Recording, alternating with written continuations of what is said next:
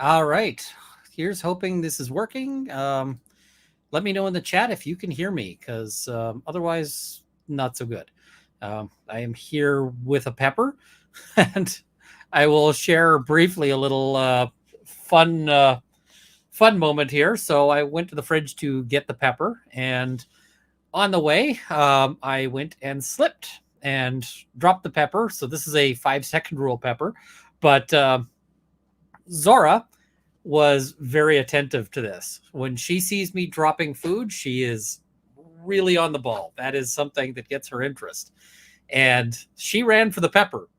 And I had to basically be like, no, you do not want puppy dog, because that would have been a moment. I would have had to apologize something fierce to Zora if she got a hold of a Carolina Reaper. So yeah. Today I just kind of want to talk about happy things. We've sort of talked a little bit about the, uh, some of the drama, and honestly, meh. I mean, it's ridiculous, some of the stuff going down, but it's like, at the end of the day, whatever. So we'll have to just see what's going on here. And I know there's going to be people kind of trickling in because Rob's still running a stream, and yeah, that is good times there. I don't know if anyone else is going to join me on this one, but if not, well, all good. And what is it? So yeah. So, and I think some people are confused. I've got people saying, "Hey, is this the 24 hours?" It's not the 24 hours quite yet. I just need to clear that up with some people.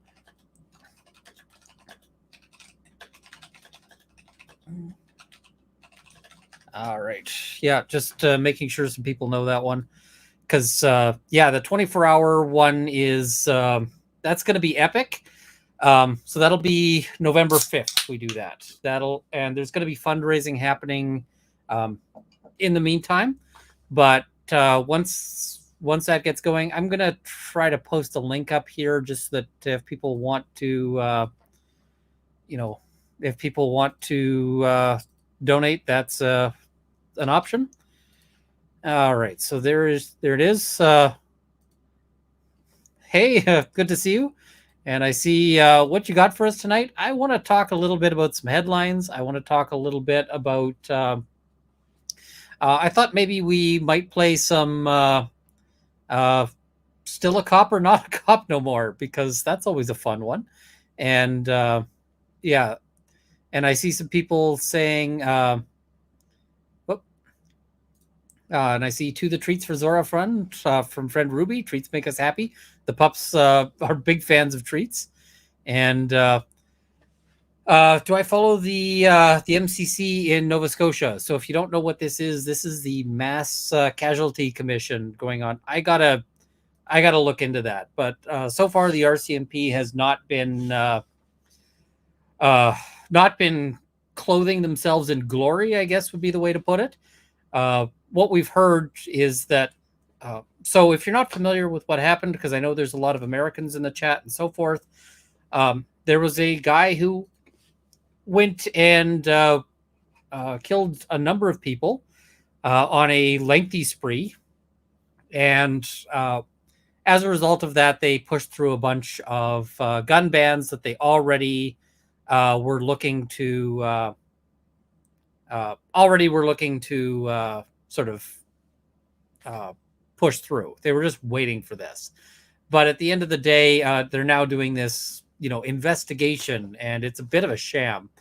But we're really, it's disappointing. And what we're learning about the RCMP is a lot of stuff like that they were being pushed to, spread a particular narrative. And so not making the officer responsible for Wortman's new identity, having to show his face. I'm going to have to follow up on a lot of that because I'm behind on that. Another thing I'm looking into right now is there's a lawsuit in the States, which is Gwax and versus basically a whole lot of people. And so, yeah. So that's going to be interesting because I want to bring on some. There's some people I'm sort of talking to on all of this, and that's because they basically this lawsuit looks really funny. It looks kind of weird, and so I want to bring on some IP lawyers just to talk about that one and to kind of sort it out there.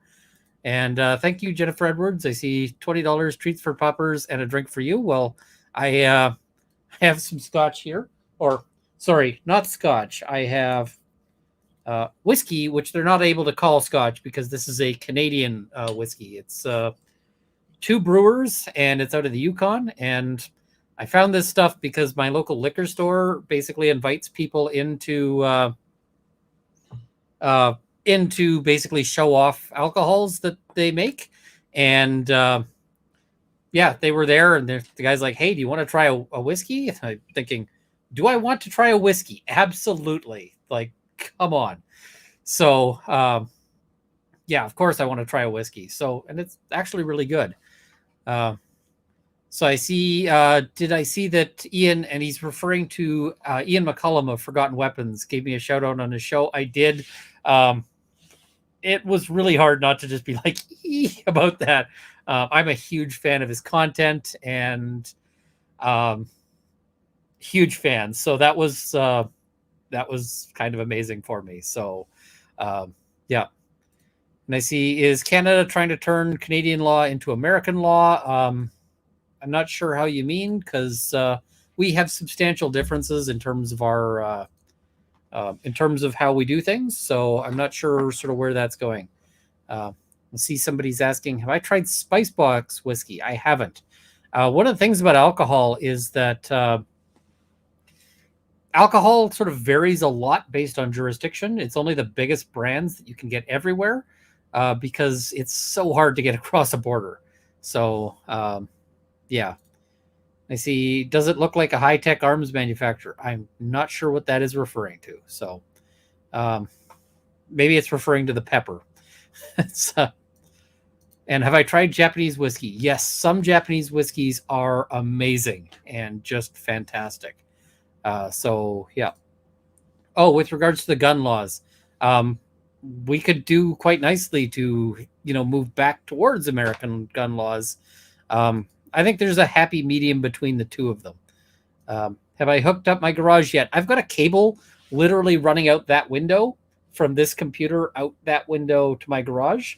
The problem is I don't have enough. I don't have enough bandwidth out there to run this. I tried briefly on Rob's stream, and it was chunky. It was difficult to hear, so I had to come back here. Am I considered a barrister or solicitor in Canada? I am considered a barrister and solicitor. Canada, you can do both, which is fantastic because I really can't imagine this whole thing of like one person preps the file and then the other person argues it. That would be really weird. I hear that's how the UK does it, but it's weird to me. All right, so I see. Thanks for the great content. Thank you very much. So. Was it what's happening with Chris Boozy? He's doing his own thing. We talked a bit about him on Rob's channel, and I mean, it's just kind of sad. I was not intending to come after the guy in the same way, just to note. I was just noting, like, hey, there's a financial relationship. You should really note that. And yeah, he has gone absolutely nuclear. It's really entertaining in a kind of weird way. Spicebox is a very, very old Canadian company. I will have to check it out then. Happy medium is the Second Amendment in Canada. Yes, I mean, the thing is I'm not entirely against a licensing system. I just think that our system and our bureaucracy and so forth is nuts. There's certainly some, like, I think everybody everywhere agrees that at least some people shouldn't have guns. The question is how many and like which people. But I mean, when I see people being prosecuted for self-defense, I have a problem with that because that tends to favor people who are big and strong against those who are weak and vulnerable. It also favors people who can get numbers against people who are maybe alone in a community. So that's some concerns there. How's my back? Any better? My back is so. For the people who didn't follow this, I gave the story of how I screwed up. There's Girl Guides in the local town, and they were doing some leather work, and I decided I was going to help out, and and I want to give a shout out here to Tandy Leather. Tandy lent a box of stamping supplies and, um, you know, stamping hammers and all of this stuff, which was fantastic, right? Because that made it really possible for the girls there uh, to to learn, right? So that was a great move from Tandy. But one of the things that was missing is a series of when you're so just to explain, because I know I was about to sort of dive into leather work, and I want to thank Vintage Willow and Tater Pictures for membership gifting. It's hard for me to see those when I'm in StreamYard, but so when you're stamping leather, you've got the sheet of leather and you've got a little stamp and you're tapping that with a hammer. Now you need that to have a sturdy base. And the reason why that's got to have a sturdy base is because otherwise you don't get a clean impression on your stamp. And the difference between really nice, clean stamping that is beautiful and like mushy, ugly stamping, it can be what you tap on. So, for instance, this cutting board would make a bad tapping surface. It's a great cutting surface, but it's a bad surface if you're trying to stamp on. So, ideally, what you use is like blocks of stone because they're heavy, they've got a lot of inertia, and so you can tap on. So, I'm going and trying to get little sort of travel-sized granite blocks for that, and you can buy them, but they're stupid expensive. They're like $20 for like a little tiny block. And I'm going, no. If you are getting into leatherwork, here is a pro tip to save you a pile of cash. Look up a granite countertop place in your neighborhood, and you may have to look up more than one because some places won't let you do this. But go there and basically dumpster dive. They will have a big dumpster for throwing out their offcuts, the things that are just that they can't use, right? And those are great for when you're doing the leather tapping. So that's fantastic. But I was dumpster diving and I got like 5 or 6 little sort of blocks that were good size. And then I'm climbing out of this dumpster. And from sitting on the edge of the dumpster, I sort of hopped to the ground while holding all of these granite blocks.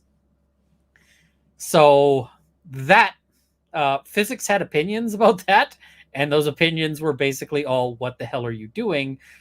You are not young enough to be pulling this. And so that hurt.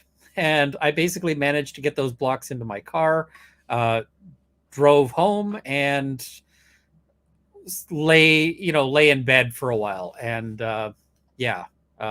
I'm feeling a little better. Like I'm able to move and, gesture and exist, but I'm still hurting. And I see Jessica S. Thank you. First super chat ever. Well, thank you very much. That's an honor. Being following you since the depth trial. Love to the pups and the wife. Love your mind and sense of humor. Thank you very much. Another suggestion, samples at rock yards or home improvement stores. Yep. Although they usually won't give you like 8 samples. So, and I see Kathy at Oz saying, I grew up with family having guns for hunting. Don't understand why you need an AR for hunting. Only military necessity. The AR doesn't function differently from lots of other, hunting guns that you'll be familiar with. And the other wonderful thing is that not everything you do with guns is hunting. I used to use my AR-15 for sport shooting. So that was sort of all I was doing with that. I see 9 out of 10 chiropractors advise against that. Yes. And the 10th chiropractor is probably Probably evil. So yeah. I see Love Tandy Leather. Hubby made the green quiver I used from the leather he bought from there. So nice. See, Rob just sang Barbie Girl, Your Turn Ian with the voice. I only really know 2 lyrics to that, and nobody needs that.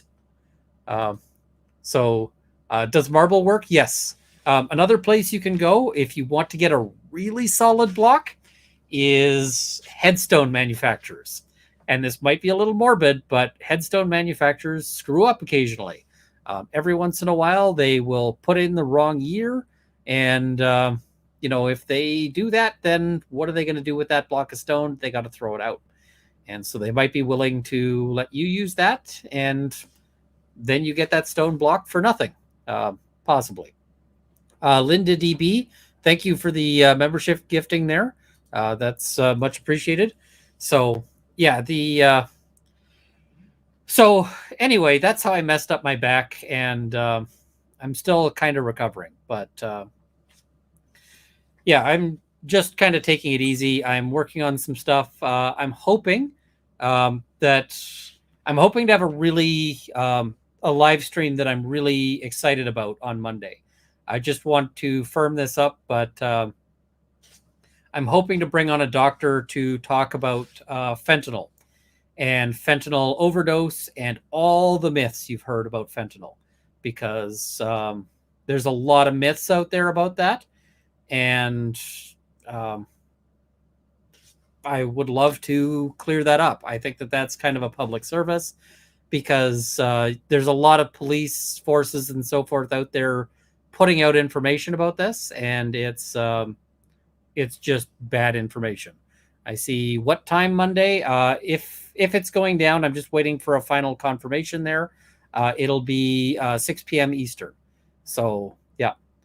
Have I heard about the new reporting centers for collisions in Edmonton? I have not. I will have to dig into that, because that's interesting news. Have I thought about getting into making leather handgun revolver holsters? Yes and no. I am not really inclined to sell a holster or to give one away. I might make I might make one for myself at some point, but the problem is, um, holsters are an area where you can really get hurt, and especially leather holsters have some downsides to them. In fact, if I was going to be making a leather holster, what I'd probably be doing is Kydex with leather on the outside. And the reason why this is when a leather holster gets old enough, it starts to lose its shape.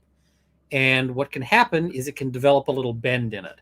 And that bend, if you push the firearm into the holster, and if that leather is sloppy and it catches the trigger, that's a recipe for a really bad scenario.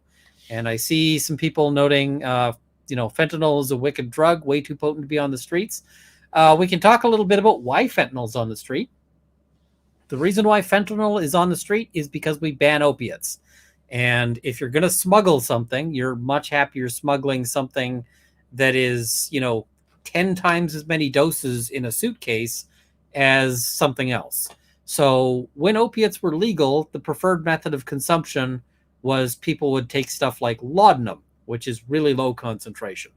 The important thing about that is the rule is the iron law of prohibition, which is basically that that bans on drugs get you harder drugs. And that was shown in prohibition with a move from during like prohibition around alcohol. What we saw was beer and wine basically dropped out of the market. It was very hard to get beer or wine other than stuff that you make yourself. And the people who were smuggling things were smuggling hard alcohol. They were smuggling whiskey and scotch and vodka and so forth. So, yeah. And I see people talking about naloxone. I'm just going to reach behind me here. I actually have an entire video on naloxone kits and why you may want to consider carrying one. Lots of people lots of gun owners say, I carry a gun because I want to be able to save someone's life if it's necessary. And, I think that's a noble thing. This also gives you a chance of saving somebody's life if necessary. Because, if you walk up and you find somebody who is dying of an opiate addiction, and you may not, everybody has this idea of what an opiate addict looks like and what those people, who those people are. And it's usually the people are going to be thinking, oh, the sketchy guy on the street corner. And sure, that guy might be an opiate addict. But you know where I see a lot of opiate addicts? I see a lot of opiate addicts on construction sites. A lot of my clients who are opiate addicts work, doing construction or whatever else. A lot of trades workers. And the way there's a real big path to opiate addiction for trades workers because they get injured. And once they're injured, and anybody who's in a job where you might get injured, and I see here also opiate addicts wear suits. Yep. I will tell you. And, if you were to just at some point do a raid on a courthouse and take everybody in the courthouse building and search their pockets, you might find a surprising number of people with things they shouldn't have at the courthouse. So, yeah. And the other thing is I am super paranoid about opiates. When I burned my hand, and you can see a little bit of the sort of scarring there. They gave me this giant prescription of, opiates, and I took 2 or 3 of them because I'm just kind of terrified about how many people get hooked on those. So that is that's kind of terrifying in that sense. It's I'm worried about that, and you can see somebody's noting here. Whoops, sorry. Manny looks in pain, sending healing thoughts. If you see me sort of repeatedly kind of doing this, it's because I'm hurting, and straight up. But I'm not on opiates, and I don't take any for my back, even though I'm sure I could get prescribed them. But if I was getting prescription opiates for my back, where does that stop, right? So I just struggle through it. And I mean, it's not the greatest, but it's worse.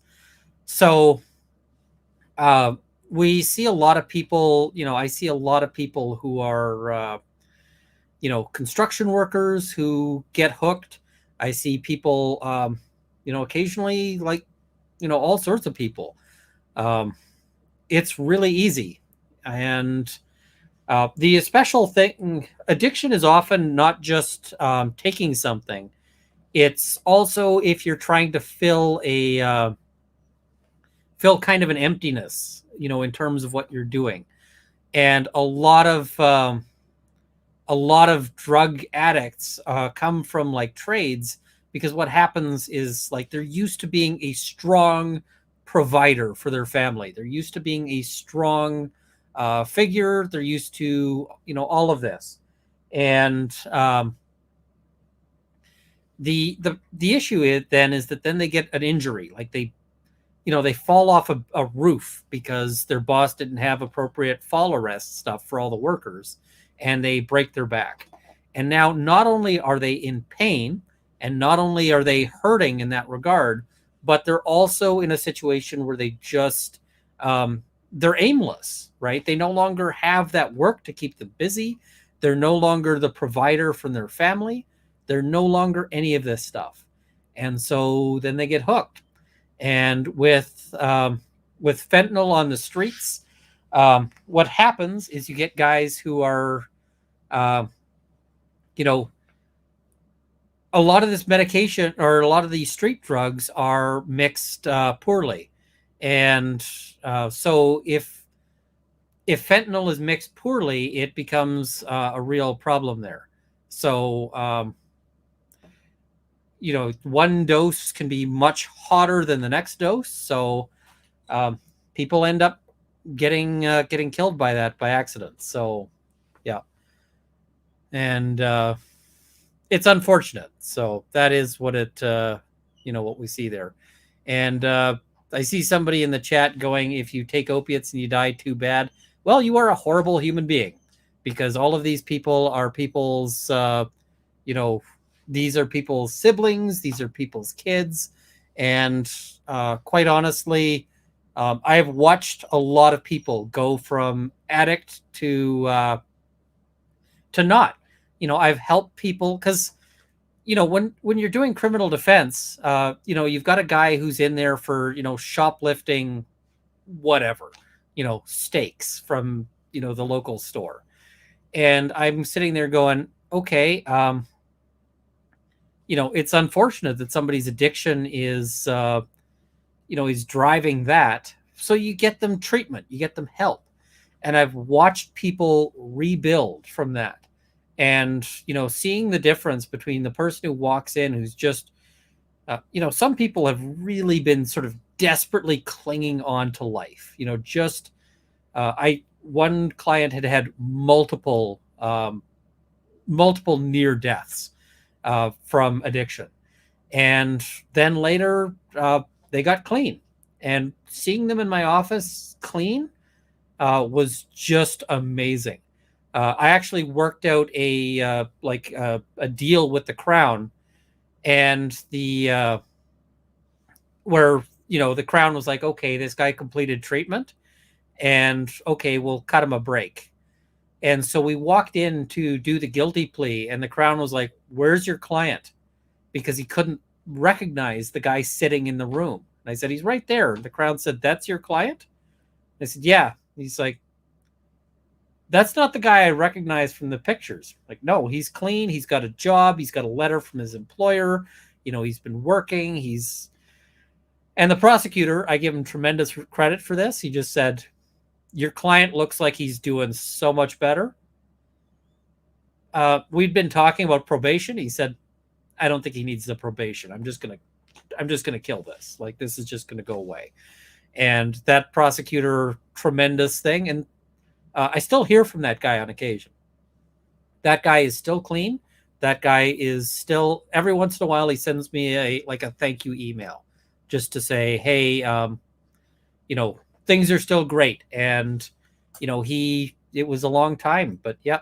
And hey, welcome. Hi, how you doing?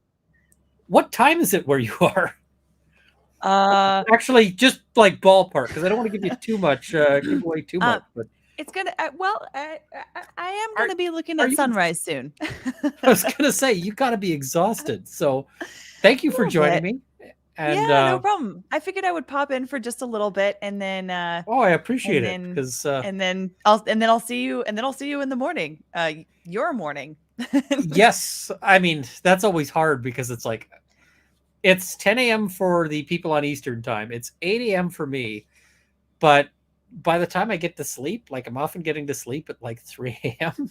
and then I'm going, Yeah. ooh, all right, that's going to be exciting. So, Yeah. For me, Lawyers and Dragons is it's at a great time because it's like later in the day. I've had plenty of time to take care of other things, kind of hang out and do other stuff, and then we get started, and then things are nice. So I don't have to worry about like these crazy weird like wake up times. But it's when I'm like wanting to join for like Trials of the Century or Friday Night Frenzy. Like this is my first time going to Friday Night Frenzy on Rob's channel just because it's such an insane hour for me. So I was like, you know what? I'm gonna do it this one time.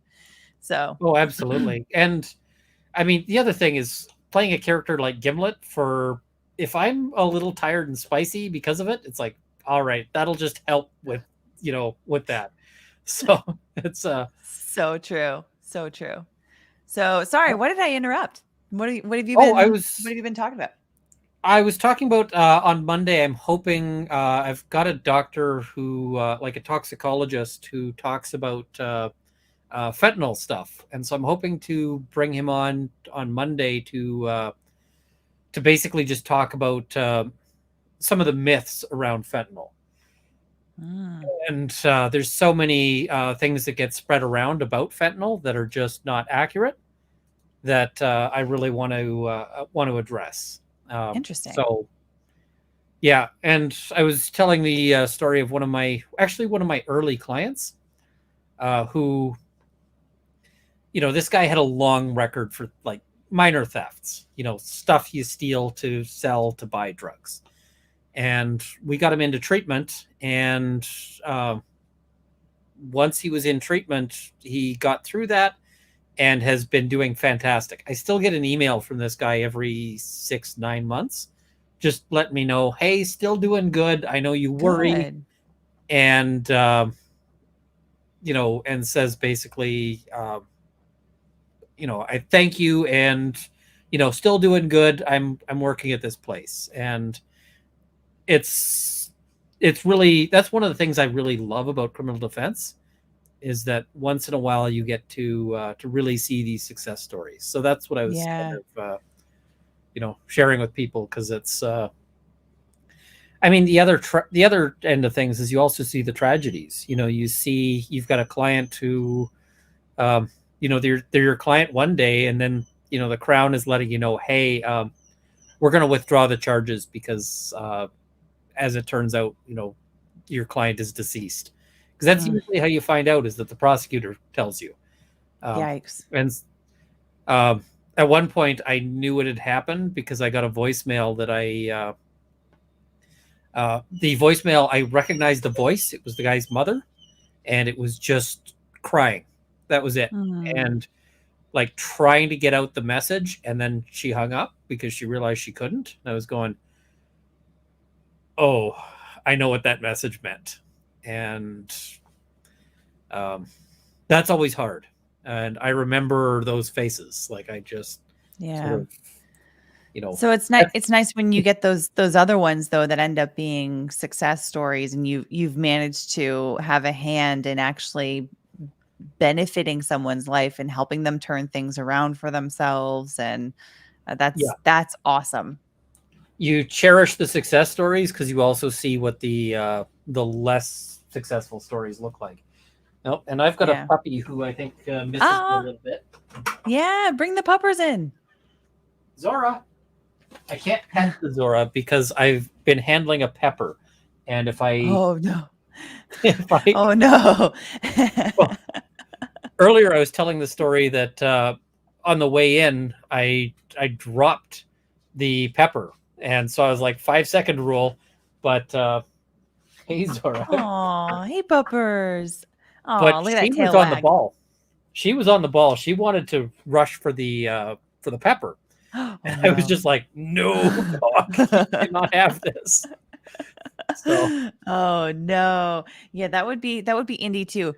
The thing the one problem with indie right now in the fall is that I've noticed that during the fall when I take her out for walks, she tends to walk around with her nose down much more often, and it's like she's on the hunt because there are street dogs where I live, so a lot of people, they're very friendly because people will leave hmm, food for them. So that means that Indy is often on the hunt for free snacks when we go for walks, and I try to keep her away from them, but every once in a while she, it's point me or point Indy. Who gets the point? And I don't always yeah. win. So, but during Well, the and you fall, got I've to noticed it like it's like every leaf seems to be an opportunity for a free snack. you got to worry about that too, because you don't know what they're eating. Yeah. Yeah.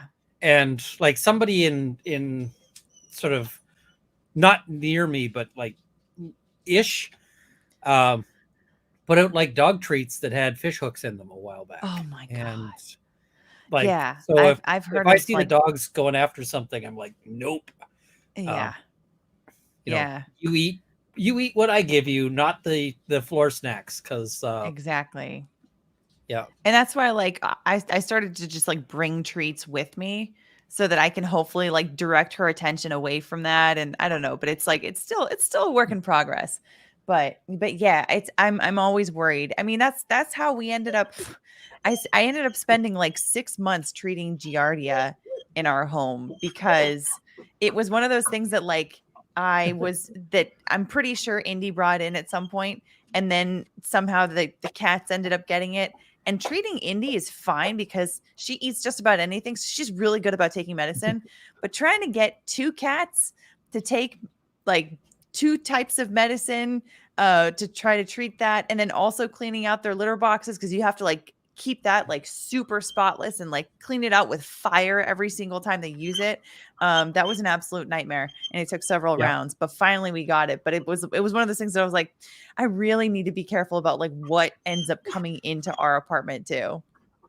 Oh, absolutely. Man. Now I think this girl needs to go out, so I'm going to be right back. But Okay. All right. I'll just be a second there. Sure. All right. It's my live stream now. What do we want to talk about, guys?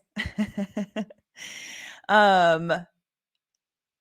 Well, there's about 900 people here. That's awesome. Um. What else is there? I can tell more stories about Indy. Let's see. I did see I shared this on Twitter earlier, but there was a video of like a dog and a cat playing, and it looked like the cat was just like boxing at the dog. And at the very end, the cat just decides to come in really close, and he looks like he's gonna get him again, but he just comes in really close and just licks him on the nose. And I was like, that is exactly Holmes and Indy. Those are those two guys. um, so so yeah, those guys are super cute, and I loved sharing that on Twitter. So, uh, Oh, there you sorry to are. abandon you there for a second. Yeah, no worries. What's this? I I was also just just I was rinsed just my talking hand. talking pets with the chat. Oh, nice. Uh, see, it's my wife's 40th today, and she's upset because feels old. Aw. As a master of rhetoric, do you have any words of encouragement? I'm just past 40, and you know what? Life keeps getting better. Um, that is sort of my feeling on things. And I mean, sure, there's stuff maybe you can't do, but there's all sorts of stuff you can do. And it's never too late to never too late to start doing those things. And I feel that there's a lot of people who then get to sort of make use of those things when otherwise maybe they couldn't. So 40 is not a bad year. Like it's not a bad age. It's I don't know how I'll feel at 50 or 60 or 112, but it's I I feel like it's not a bad time. So I, f- I feel uh, like each generation gets better and better. That's what I'm seeing at least so far. I'm in my 30s, but it does seem like each one gets better despite what what they want to sell you on. absolutely. And I see. Can I post the fundraiser link in the description? I just did that. So thank you for the heads up there. And that awkward moment when you have Runkle and Rob's live streams playing at the same time in the same earphones. I'm only slightly cross-eyed. Sometimes I do that, and intentionally. So, yeah, Yeah, that's you have that's part of your ADHD superpower. And it I'm really I'm is. very very jealous of your ability to do that. Oh, it's. I mean, the thing is I have to be in the right mindset because sometimes I try to Mm. do it and it just fries my brain and it frazzles me. But sometimes it's just like, yes, I'm enjoying listening to all this. So, and I see I'm 37, looking forward to my 40s. Excellent. Yeah, it's 40 is a good year. I get to, there's all sorts of things. Like people are like, oh, your 20s. I spent my 20s not doing most of the things I wanted to do. Mhm. And a lot of it was like I was worried about, what are other people going to think if I do these things? And now I'm old and I don't care. And I can just sort of be like, okay, I'm weird online and that's fine. Um, I can sort of find a community of people who are like, great, who are okay with that. And Yeah. I'm really actually thrilled at finding the people on LawTube who I'm because just so many people who it's like, wow, I'm so happy to know these people. So Same. that, you and Rob and Emily and, Hogue and all sorts of people, Yeah. I'm just going, this is sort of where I want to be. So, Same. Same. Same. Yeah, no, I mean it's and that's where like I really mean it when I say that you guys are my I consider you guys my brothers and sisters in law too, right? oh, absolutely. Because we have this common experience. It's different professions have certain experiences that will bond them together. Like you think of like your law school classmates, or like or other people that go through different kinds of certifications and things like that together. And so like you'll have that will end up bonding you. um in so many ways. And I really think that these trials are what's bonding us in a lot of ways through these experiences. I mean, obviously with our communities and with the people in the chat, but then also with each other, because we're spending so much time together and we're kind of going through a Absolutely. lot of these transformative experiences. And I'm so grateful for it, because it's been such a wild and awesome experience. Well, and being able to sort of watch like some of these trials where we start out and we're like, we could change our mind together kind of thing. It's been, it's been exciting in that regard because you can, and law teaches you to think in certain ways, right? There's a certain pattern of thinking, which can Mhm. sometimes make it, make it tough. Oh, and looks like we've got Scott in the chat. I'm just going to see if I can send him a link here. Oh, Uh, nice.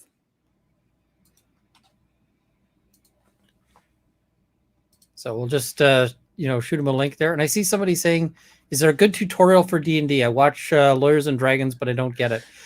I did a how to get started in D&D video for Roll of Law. I'm Mm. thinking I need to do one that's like an even more basic. Like, what is the idea behind what you're doing?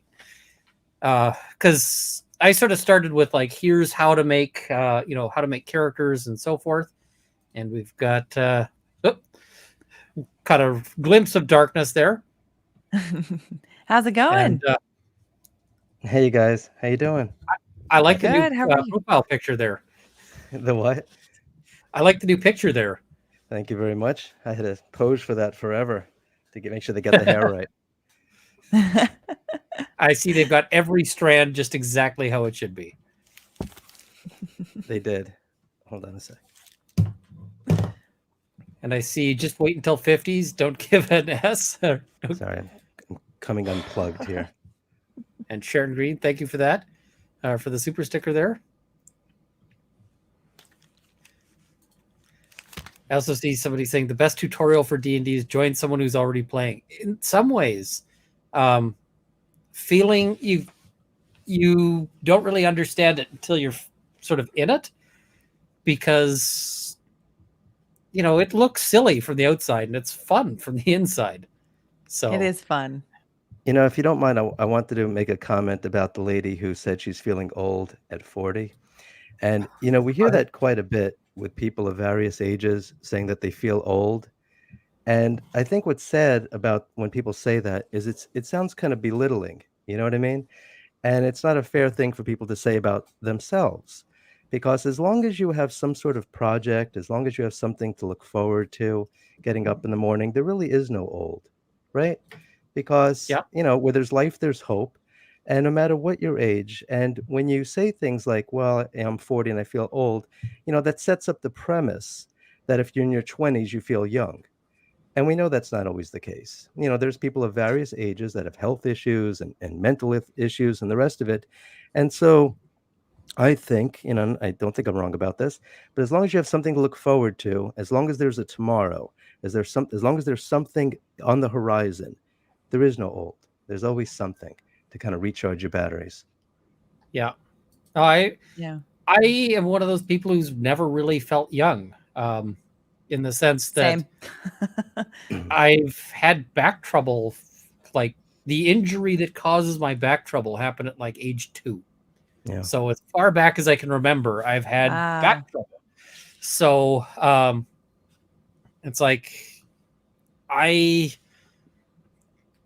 I've never really felt like, oh yeah, this is, the prime of my life. I'm super young. I'm gonna go run a marathon or anything. It's always been like, hey, I've got to work around physical limitations. Mm. But I can still enjoy being old. Like enjoy feeling old. I can still enjoy life. So Well, yeah, there's great value in aging if you made use of your time. And so this idea that all you have to do is be young and everything is fine, that doesn't make sense at all. Isn't it great that, we have all these great books that we've read and these great movies that we've seen and these great conversations that we've had and these great things that we've done? There's a lot of value in that as well. So it seems like there's just so much value placed on the fact that, oh, you're young. And that's just not where it's at. yeah, Yeah, and I think sometimes when people are concerned about their age, what they're really talking about is time, generally speaking, passing them by. And Hmm. if they're concerned that they haven't had certain experiences, or they haven't done certain things, then the question might be to turn towards, what would you like to do? Because no one, we know how much time we've had already, but no one knows how much time we will have on this earth, right? I mean, yeah. anyone could just die tomorrow at 22, right? Or I somebody, mean, you could live to 99, 110, and you have no idea. But the question is, you have this moment, and maybe you have tomorrow. What do you want to do with your time that you have left on this earth? And it could be that she's sensing that maybe she has an uneasiness because of things that she still wants to do that she has not done yet. So maybe there's a conversation to be had there about that. Yeah, there's a gentleman yeah. named Ice-T, I guess he's a rapper or something, and I think he's, like, 58, and he just had a baby, and I just saw him in an interview, and he said how it was like hitting a restart button. Like, how cool it was that he's 58, and a friend of mine is incredibly wealthy, incredibly successful, and he just had his first kids, and he's, like, 60-something years old, and I was telling a friend of mine, and she says, "Oh my god, that's awful." I said, "What's awful about it?" I said, "This guy's got a lot of money, he's very smart, this kid," the 2 kids by now, are gonna have this great, future ahead of them of all these great things they can do. And she's like, "Yeah, but he's gonna die soon." And I said, "Well, his parents are still alive. His parents are like 100 years old. And so just because you have a kid when you're 22 years old doesn't mean you're gonna live 40 years." I hate to say it, but it's true. Nobody knows what's gonna happen. The And so to the not roof to could make a dec collapse on me right now. yeah, so can imagine making a decision like, "Well, I'm not gonna have kids because I might die." Well, anybody could say that. So no, where there's life, there's hope. Hmm. People should Yeah. do whatever they can with, what they people should just do whatever they want as long as they don't hurt anybody And I True. see, or dogs or cats. yes, I see Anna I noting I'm a sign language interpreter, which is really badass. I tried to learn sign language. I didn't get very far. And was just diagnosed with attention deficit. And now I think it was my interpreting superpower. We have to do 7 steps all overlapping at the same time. So listening to 2 channels at the same time is nothing. That is that is impressive because I sign language is super hard. I'm always impressed that people can do it. So, and you know what? As much as it might be sort of not the most popular thing to say, I will. I'm going to give Amber Heard some credit because I've seen footage of her signing, and That's good for her. yeah, yeah. You know, I that's a good point. That is one thing that we can compliment her on. yep. I was actually quite impressed with this little moment. A fan came up to her and and she's signing. And I'm going, I like that. So, and I mean, nobody's all good or all bad. It's important to recognize that. So, yeah. Yeah. So, uh, yeah. And I also see we've got Gentle Rain, who's frequently in the chat here. Always glad to see you. Noting that she's got Ehlers-Danlos syndrome, which is sort of super flexibility, but it sounds cool, but it isn't. A friend of mine has that, and it's rough. So, Oh, is that where like you're so flexible that you can end up like tearing your tendons and everything in like, I don't know, If you Yeah, like, if you do something like you really can't do any sort of strenuous exercise, like not even strenuous, but like yeah, walking is like the extent of it is from what I've heard. If this is what I'm thinking of. it really depends because some people are able to, turn it into like a lot of contortionists have, Ehlers Ah, Danlos, because of course, if you've got hyper flexibility, then you might be able to do things sort of otherwise. But some people are very subject to dislocations and other injuries, okay. Yeah. and just um, and also it can wear you down, right? Because if you're constantly in sort of pain and low levels of injury, it'll make Yeah. you tired and exhausted, and that's unfortunate. So, friend that I'm thinking Yeah. of thought that she thought she had sort of like what do you call it? Uh, the sort of, I'm forgetting the name of it. The condition of just like no energy all the time, and later it turned out no, it was Ehlers-Danlos the whole time. It's not, it's not that. It's just you're constantly in pain and constantly Wow. sort of healing. So, Huh. yeah, It's funny when you read Edgar Allan Poe's story, The Fall of the House of Usher. You read that when you're a kid and you hear about all of the, these issues that Roderick Usher had, and you're like, wow, this Edgar Allan Poe, he's got a real imagination. Nobody else could really have these issues. And then you grow up and you're like, wow, there's probably people that are like that. The lack of energy or, all the different things that people deal with. Yeah. yeah. Yeah. I mean, as much as I deal with my back pain and so forth, I'm really lucky to be able to do a lot of the things that uh, I like to be able to do. So, Is the back pain because of bones? Is it from tissue? Is it pinched nerves?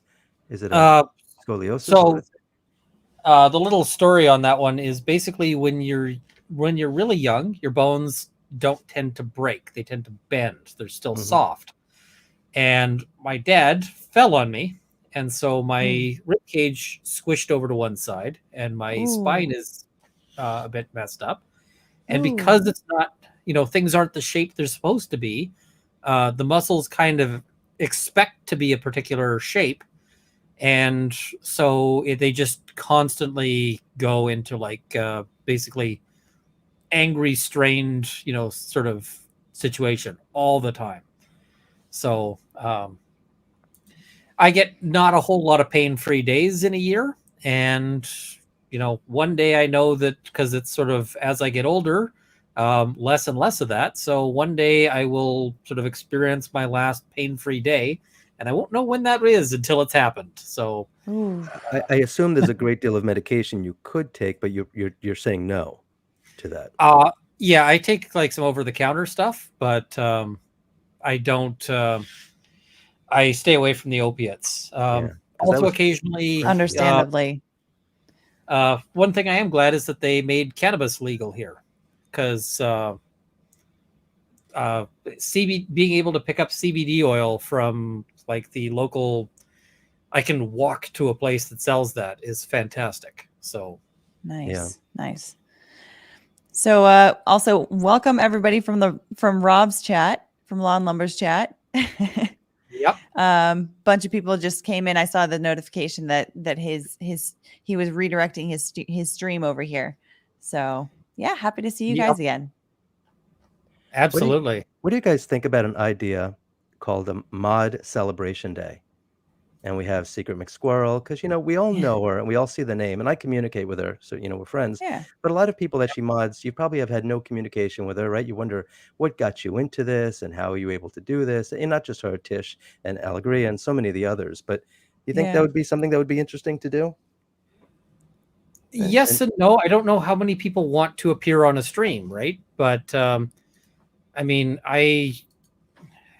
I've been thinking that I need to do something for the mods because there's a lot of good people sort of who moderate this channel and so forth, and a lot of them moderate like all of our channels. I don't know, sort of. yeah. Well, So Secret's not with us right now. I'm assuming she's sleeping. But a while back, about a month ago, we did a fundraiser for her. All my super chats went to her, and it was a pretty good amount of money. Oh, And I nice. and I yeah, thought, well, nice. maybe right, yeah. And I thought, um, I thought, well, maybe something like this could be that, and maybe we can talk to her. So I sent her a text. I haven't heard back from her yet, probably tomorrow. But it would be an interesting thing to do just to kind of get to know her. I'm sure she's become a bit of a celebrity in a way, right? She has, A lot it's of the mods true. have, really, because we see their names so Yeah. much, but it's not fair that a lot of people, I mean, some people might want to just stay nameless and faceless, Sure. or especially faceless. So anyways, I'm just You throwing understand that. exactly. So we're just throwing that idea out there to see what happens. But Hmm. I feel like Yeah. I did a stream yesterday about the Beatles, and the Beatles felt sorry for Elvis because there was only one Elvis. And as famous as he got, there was nobody else like him that he could really relate to, right? Mhm. Mm. Whereas the Beatles had each other, which was Yeah. really cool. And of course, none of us are the Beatles. I'm not making any comparison, but we're all very fortunate. I heard you say before, Lita, like, like somebody like Rob gets attacked, it's like they're attacking all of us in a way. And it's cool that there's this support system where we're kind of all in this together, because it's kind of a Yeah. weird thing that's happened to all of us over the course of a year, Yeah. to various Yeah. degrees. And so it's kind of cool that there's this support system where we kind of have each other's back and help each other. And it was an interesting thing because I heard the Beatles say that they at least Mm. had each other and they understood what each other was going through. Yeah. Yeah. And Yeah, because it's kind of a weird experience to be on a channel that on a YouTube channel. Well, first of all, on a YouTube channel, and second of all, on a YouTube channel that then grows and then, starts to gain steam. And, sometimes people want to write articles or reports or all kinds of, like call people out on Twitter. It's kind of a weird existence at some points. So it's nice to have people that you can relate to for sure. I Yeah. hear you on that. yeah, and I mean, the other thing was being out in Fairfax to watch the trial.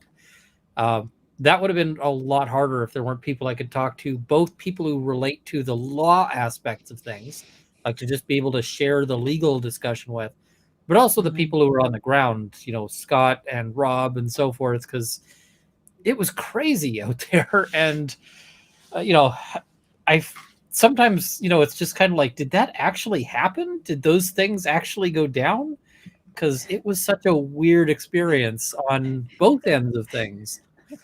So it's like, Yeah. Yeah. I mean, being out all night with people, it's like it's an interesting sort of camaraderie, because there's something sort of medieval about it in a way. It's like it's nighttime and the temperature is changing and your clothes are kind of changing, right? And you're getting comfortable with people in a totally different way.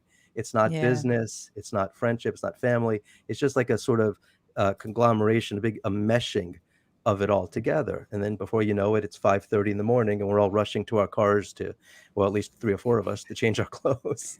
yeah, Everybody else just like went in the way they were slept. change clothes Yeah. and, put away things like chairs and so forth. Because, yeah, you got all this stuff you got to get rid of there. So, and I see V Hoppin saying, thanks, Brooklyn of the Bailey, for sharing your pain challenge. Gives me hope. Perhaps I Mm. can find lifelong love in spite of chronic pain. Yes, and lots of people out there who, are struggling with those things. My best advice on that is that sometimes you're going to be having a really crap day, and it's not going to be anyone's fault around you. But when you are hurting, it is really easy to want to push that out into the world, because otherwise you got to, Mm. you know, and so, on occasion, I've had to tell my wife, like, listen, I'm going to be, in my office with the door closed, and I really just need some time because I've got some issues there. Or I'm going to be out in the garage doing leather work, and I just need, some time, because you really don't want to push that kind of thing onto people around you. Right. And, everyone talks about like falling in love, and in the sense of like, this is a thing that happens and you're done, right? You've just accomplished it. And that's not how it works at all. A lot of it is the things you do every day and the things you choose to do for each other, which can include things like, I'm having a bad mood, I'm in a bad mood and it's not your fault, so I need to not push that on you. And that's hard when you've got chronic pain. So especially when you have somebody that's sort of like in that space where you know that you feel safe with them. Like, yeah, because you're not going to do that to the stranger down the street. And so sometimes it could be it could be harder to remember, like this is somebody who knows me and understands me and knows how to place this into a box. But is it fair to them, to be putting this on them? yeah. So, Uh, how much stress are you putting, to that other person and so forth. And so all Yeah. of that is important and really, but Well, that's why it's never a good idea to get angry at people and make snap judgments because you have no idea what's going on in their mind. None of us know the inner yeah, thoughts of anybody, even people that we're close to. You can't look at a photograph. They could be thinking, "Hey, I want a peanut butter and jelly sandwich," and you might think, "Oh, they look really upset." You don't know what just happened to yeah. somebody, what they're going through, and so it makes sense to be compassionate and to try to understand if somebody's in a bad mood. It's not the worst thing in the world. Arguments aren't the worst thing ever either. yeah. Yeah. Well, I mean, the other thing is you got to, when you look at like studying couples, because my undergrad was psychology, so there's an important thing about how people argue, because you're going to have disputes about things, right? A relationship, not, even if it's just something like, I want pizza, I want Chinese food, you're not on the same page. But, how do you argue? Do you discuss things in a way that's productive and where everybody walks away feeling okay with things? Or, I have seen, I've seen people where they're fighting and you're just like, I know this is not going to last, just based on how they treat each other when they're fighting. So, Yeah. Yeah. Well, like Yeah. Scott Adams says, when a relationship is over, when one of them under his breath says, "Fucking idiot." As soon as you Oh, say that, it's like, all right, that's the end. Once you've lost respect for somebody and you're thinking that, then it's over, according to Scott Adams. and this is entirely possible. Somebody noting, I'm sure I've seen Runkle at game night at my brother-in-law's house. Uh, Game night sounds like a place I'd be. yeah. So I don't know who the brother-in-law is, but it's entirely possible and memorable. I mean, I didn't always have the long hair, but yeah, How short? When did you start growing your hair out? COVID. They Oh, actually had really? a big like shutdown that included all the barbers and so forth, Of course. and Yeah. which was funny because there was actually like black market barbering going on. Like there were people I remember advertising. hearing about that. There was a raid on like a hairdresser who was operating out of her, and like they hit her with all these fines, and I'm going, okay, but it's a hairdresser. And also I know that like lots of the prosecutors and the police were getting their haircut, like, during this Yeah. time there's a ban on haircuts, and this cop I walks in with like a stylish new haircut, and I'm going, So like, Did you do that yourself? are you maintaining? Are you trying to maintain it now at this length, or are you just going to keep on going? well, I've just been letting it grow, but it seems to sort of tap out here. Mhm. And I'm just like, I started growing it, and the funny thing was that then I got people who were getting up in my face about it, and they started basically going and saying, "Hey, you need to cut your hair. You need to whatever." And some of them were like really hostile about it. Were these Like, strangers or people you yeah, oh know? yeah. I had some people Wow, who were really? like popping in. I had somebody who went on a massive anti-gay rant about my hair in this, and I'm just like, okay, first of all, you need to know that like I support the Pink Pistols, I support armed equality. You're But also like, like logical connection.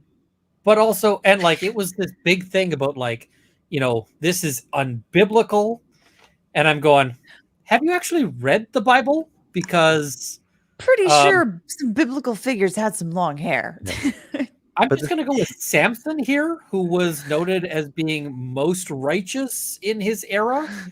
Like, yeah. So when I had people starting to give me crap over it, I was like, okay, we're just going to keep going. And hair length is not exactly indicative of sexual orientation, Not at Right? all. right? Not I at So mean I was all. just I mean, my hair's been long since, honestly, I think 6th grade. I mean, you saw me, both of you know what I look like. So, I mean, my hair's yeah. always been long, and I've gone out to eat, and people have been like, "Can I help you ladies?" or whatever it is. I mean, that's happened to me a million times, but it was an accident. I wasn't called, girly or anything. It's just like, "Oh, okay. Thought you were a girl," I'm which just seems like odd. I'm just like, okay, it is what it is, and yeah, I it baffles me because um, and I note here, isn't Jesus normally depicted with long hair? Yes, and also spent like lengthy periods wandering, which probably didn't involve a lot of barber stops. Probably not. You know, like when you're ministering to the poor and wandering the desert and those kinds of things, it's probably not like, hey, you know, I don't remember reading all these accounts of like, and then the barber came up to Jesus and cut his hair. Like, Did yeah, you ever want to have long hair, Ian, and you just didn't for whatever reason? I mean, when you go to court, it's pulled back, I would assume? it never occurred to me. No? And, it just sort of was a thing you know, because there's this intervening period between your hair being short and your hair being long where all your hair is annoying. Yeah. Um, Yes. and so it was sort of like it reached that annoying part, and I was like, I should get this cut, but they're still all in lockdown and whatever else. And then after that, I was like, you know what? I don't mind this at all because once it gets to be sort of flowing, that's the point where it's kind of It's a cool look. it crosses over into badass again. Yeah. No, it's I like having I've had my hair super short. I've had it super, I mean, this is the longest it's ever been. It's like belly button length now at this point. It's actual like mermaid hair. But I actually I like keeping it longer because you can do more with it, and actually it's easier to keep it out of the way, oddly enough. So, Yep. Dog needs in, so I'll be right back. oh. That is So mermaid then we get hair. a Do you have any, it's mermaid skills that we need to know about? Do you have an ability to interact with fish? I wish I could. Oh, that'd be cool. I can sing, not the best singer in the world, but I don't think that I'm like mermaid level singing. Okay, good to know. Did you ever see the movie Splash? Yes, I did when I was little. Yeah, that was, Tom Hanks. It was funny, Yeah, and, yeah. It's a good movie. yeah, it was kinda funny how she got her name, Madison, because they were walking on Madison Avenue, and they were just That's trying to name right. different right? They're just trying to come up with different names, and she's like, "Where" he's like, "Where am I, Madison?" She's like, "Yes, that's great." And then she learned how to speak by watching television. That was kinda fun. So funny. I haven't seen that movie in a So long funny. time, but his brother's in it and his dad very, very briefly. Ron Howard. Ron Howard's the director. Mhm. Yeah. What's cool is when he was on, he was on a show in Mayberry. What was that called? I don't even remember. Um, Somebody in the chat will know. But at the same time that he was on this, Andy Griffith, he was on the show Andy Griffith. Oh, And at yeah, the yeah. same time, his brother Clint was the star of a show that was not as popular, but almost as popular called Gentle Ben. And they shot that in Miami. But meanwhile, Ron Howard was shooting in California. And the parents are like, well, this is great that both our kids are, they're young, right? They're like 10 years old and they're cast in these great shows, but we have to live on opposite sides of the country. So it's kind of difficult being in that kind of business, right? The entertainment industry. And a lot of that is just, you got to go with it where it takes you. Such a weird business. But the producer said, well, I'll give you airline tickets. And anytime you want to go home and see each other, you can go to California, they can come to Miami, you can meet in the Nice. middle, whatever you want. And so they were very accommodating to it. But it's a fascinating story Yeah. about Gentle Ben because it was kind of like, did you ever see the movie Flipper? Do you know the story? It's like the, dolphin, these two boys hanging out with their dolphin friend. Yeah, I'm sure I did. Like I Yeah. know it's so familiar. I just don't remember the actual like plot line of the movie, but I know I did as a kid. Yeah. Well, basically, it was two boys living in Miami and they're playing with a dolphin, and the dolphin becomes their friend. It's kind of like Lassie, except with Mhm. with a dolphin. Yeah. And I did a documentary on the producer, and he had all these great stories about how the US government would come down to the set to try to learn how they were communicating with dolphins. And so I said to one of the trainers, I said, "Why would the government care?" And this was his answer. So it was a really weird answer. You ready? He said, "Well, the government is interested in case aliens from another planet ever came here. It's like, okay, how would we communicate with them?" And so like, "Well, you're able to communicate with dolphins, so maybe we could figure out some way like that." And they're like, "Yeah, okay, well, hang around then." This is how the government spends our tax dollars, sending guys down to Miami to go watch dolphins being trained. Yep, that and enforcing black market hairstylists. Yeah, that's true. But you know what's interesting also is they said that it was things like Baywatch, which I've never seen in my life. Did you guys ever see Baywatch? I guess it's just pretty Not much. girls running around. But I it, tried but it, Yeah, I watching don't think one, so. and the pretty girls running around were not enough to sustain the plot to yeah, Baywatch. I I've think I think it was enough. It was early enough before my time to be watching that kind of stuff that it escaped me. yeah. But I was reading something once and I was interviewing people about it, and it said movies like Baywatch, Flipper, stuff like that is in many ways what kind of like brought down the Soviet Union, because once people in that country started seeing, they heard all these horrible things about the United States, and then they're watching this like, wait a minute, it's not like what we heard. It's a bunch of people running around on the beach and swimming with dolphins. This looks like fun. So whether or not that's true or not, who the heck knows? But can you imagine though living somewhere in the world where it's freezing cold? I mean, honestly, like dead cold Gee, and I couldn't dark. imagine that. That's right. And then you turn on the television and you see a bunch of 10-year-olds swimming with dolphins in Miami, and you're like, that looks nice. Yep. The other thing is there was a time when they were trying to show off like some of the American TV to show the decadence of the West. And they were showing things like, oh, this is, this American TV, show. And they had people like with their cars and so forth. Mhm. And people in the Soviet Union were going, wait a minute, you're saying this worker owns a car? Yeah.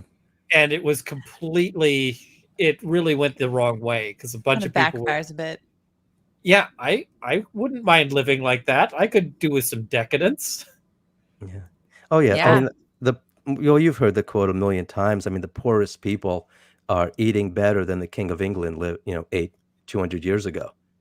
Oh, well, I To go mean, into a spice. supermarket and buy a pineapple. Well, and just like, hey, if I want to, I can go get a steak, and Mhm. a steak that is fresh enough that I could eat it raw. Uh, they, that's not something that you could do back in the day. No, it's Also, basically pheasant and corn. just to let you know why I was gone so long. So I went out, and the puppies had been whining at the door, going, we want in." And then, of course, I opened the door, and the puppies take off, and they're like, "We're not coming in until you play with us for a moment." I was like, "Okay, pups." So I had to run around the backyard a little bit with the pups, and then They back in. bamboozled you. They Uh, did. you know, Ian, Smart puppies. For the most part in Canada, do they have kill shelters or are they all, adoption Uh, shelters? there's a mix of both, but I got both of my puppies through, you know, they were both rescue dogs.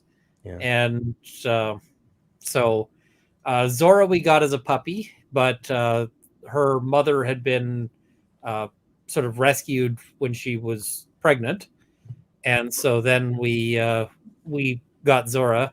Potter was older when we got him, but yeah, and Potter is doing great. He is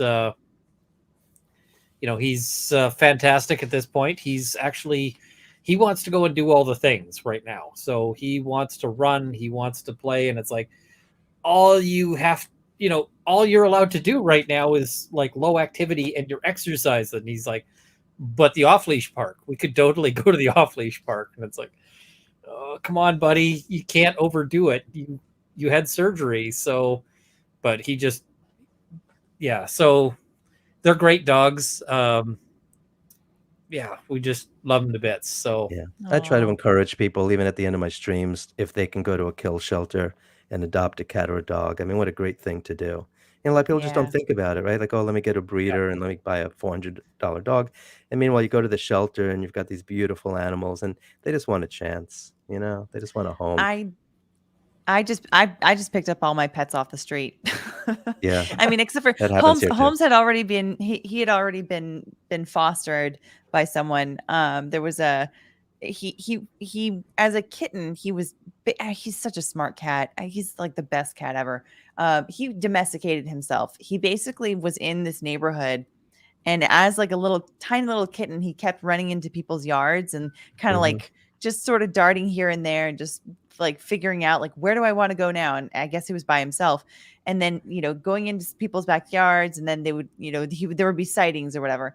And so then finally this one family decided like, okay, you know what? We're going to take him in, because it's going to be winter soon. He's going to get really cold. So we'll kind of keep the door open, let him be an indoor outdoor cat in case, like he needs those skills for whoever takes him next.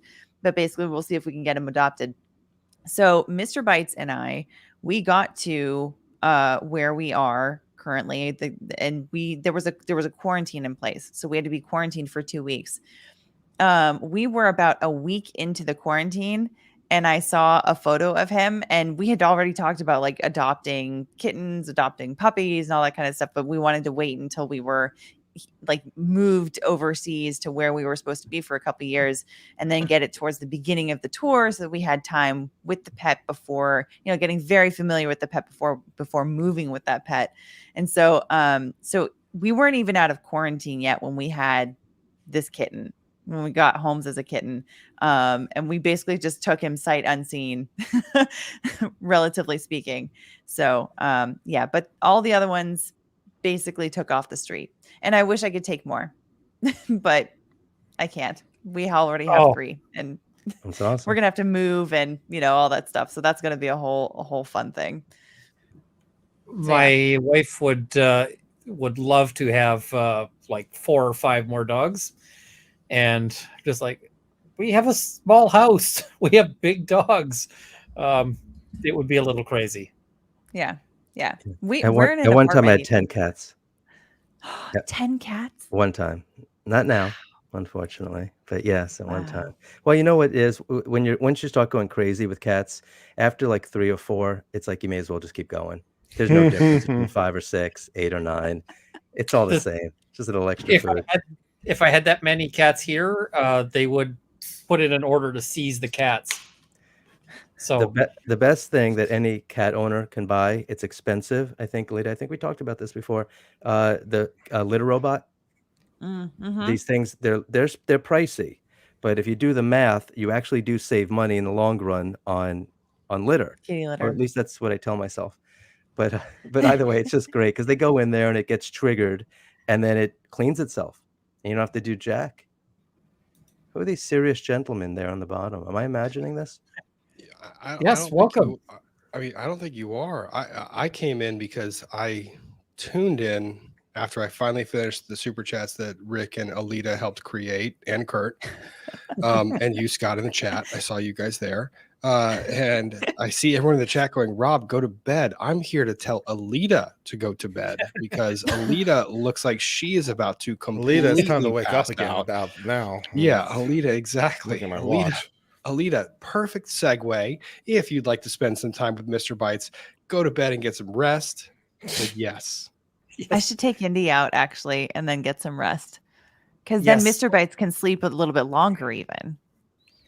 Well, see, thank you for joining. That was win-win. wonderful, and I'm looking forward to tomorrow because Gimlet's in some trouble that I don't know how to get him out of. Yeah, Lima may have a blind spot coming up also based on what was revealed. So we'll see. We'll see. But yeah. All right. Well, cool. Well, thanks for letting me crash There's your party. there's the big stretch, the big You're stretch always yawn. welcome. You're always welcome. Literally always. So This has been great. Even though it's a no sleep Friday for me, but this has been wonderful. So, alrighty. I'm on that note, I will head out. Yeah. Good night. Bye. See you Night, guys. Lita. And then there were 4. Rob, if you got your haircut, you don't need to wear the hat anymore. Or did you not get the haircut? You The did. hair's cut. The hair's cut. It's there. So we're trying to review the robots, and we know which one is Ian. We know which one is me. We know which one is Kurt. But are you the one on the right with all the tools, or are you on the top with the unicorn? Or is it the unicorn a bonus? So there's a shop bot that is the shop version of Rob. Okay. Ah, That's the Oh, bottom. I got it. Yeah, Okay. hang on. Now we're getting somewhere. so there's shop Rob and, office Rob. Yes. And I see Lily's art is asking, Rob and Ian, aren't you going to be tired for the game? I am probably not going to be able to get to sleep until about 3 a.m. my time. So, like 5 hours of sleep, I will rock that. Gotta love the hat. Okay, got it. All right. So that's Rob number 1. That is Rob number 2. Perfect. Nice. That is Scott number 1 with a gnome on my belly. Very attractive, reading a book. And Ian with a sword. Properly And placed. I hear that one is made of vinyl. Yes, and there we are. Kurt, you feel obligated to wear that hat or no? Well, sure, no problem. Okay, perfect. Let me tell you what I appreciate about That is a good hat. I don't know who put it together. Rob, can you tell us who did those? Kristen. So Kristen M96 that we'll see in the chats. She goes back and forth between all the channels, and she actually had a really great.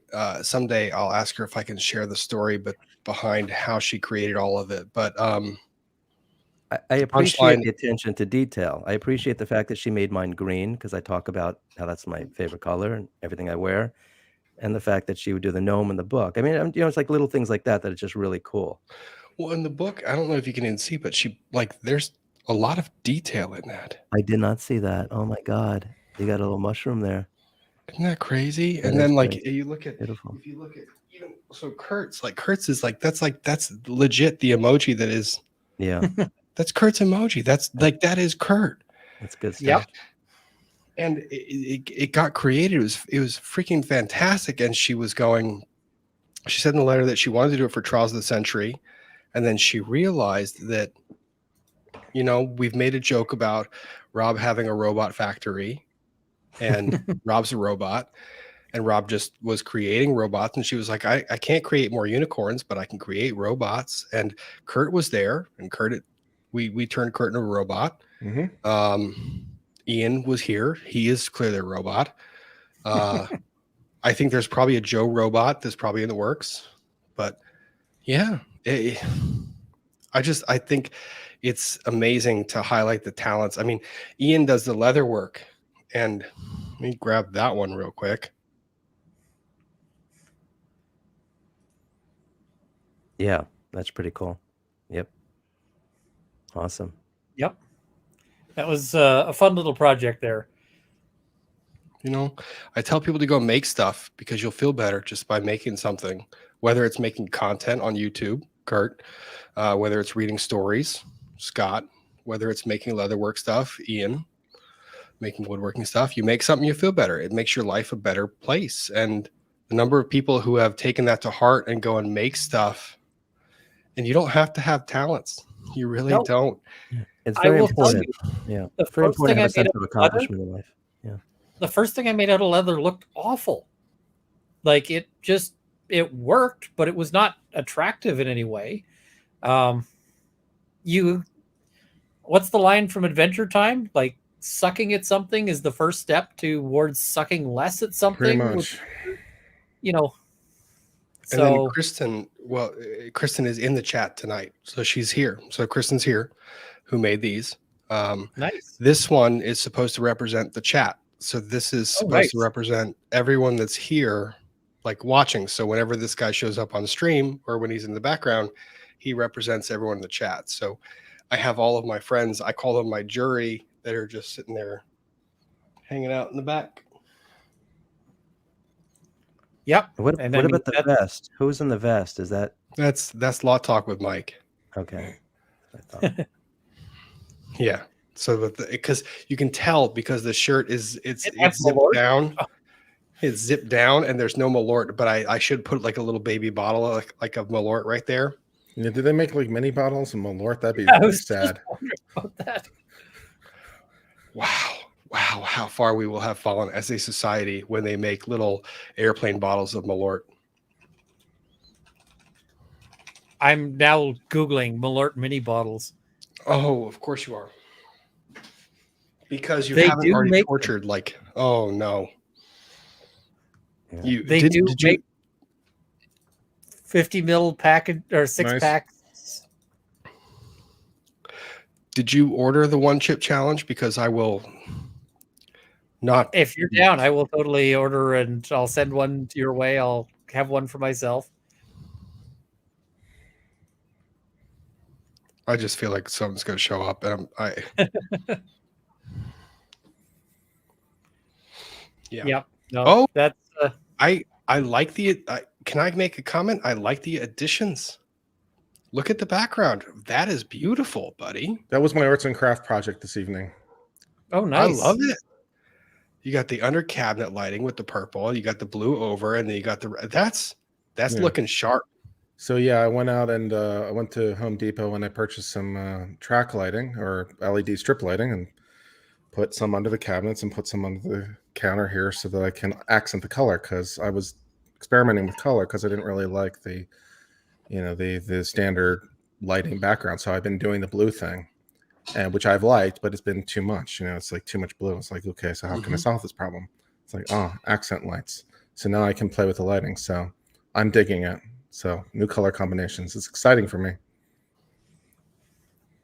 Yeah. Do you guys familiar with the 10,000 hour rule? Did you guys ever hear about that? Yep. They associate it 10,000 with the hours to Beatles a master a lot. craft. Yeah. So you got to start somewhere. But yeah, the sense of accomplishment that people get just creating something. It doesn't have to be something. It doesn't have to be a Beatles song. It doesn't have to be a building. It could be anything, just to give you some sort of sense of accomplishment. And people should look forward to have some kind of project. Francis Ford Well- Coppola said that all the time. Just have something to look forward to, some sort You of can put on project. party mode. Yeah. But if you really And- want to be great at something, they said, you're spending 10,000 hours on it, which is fine.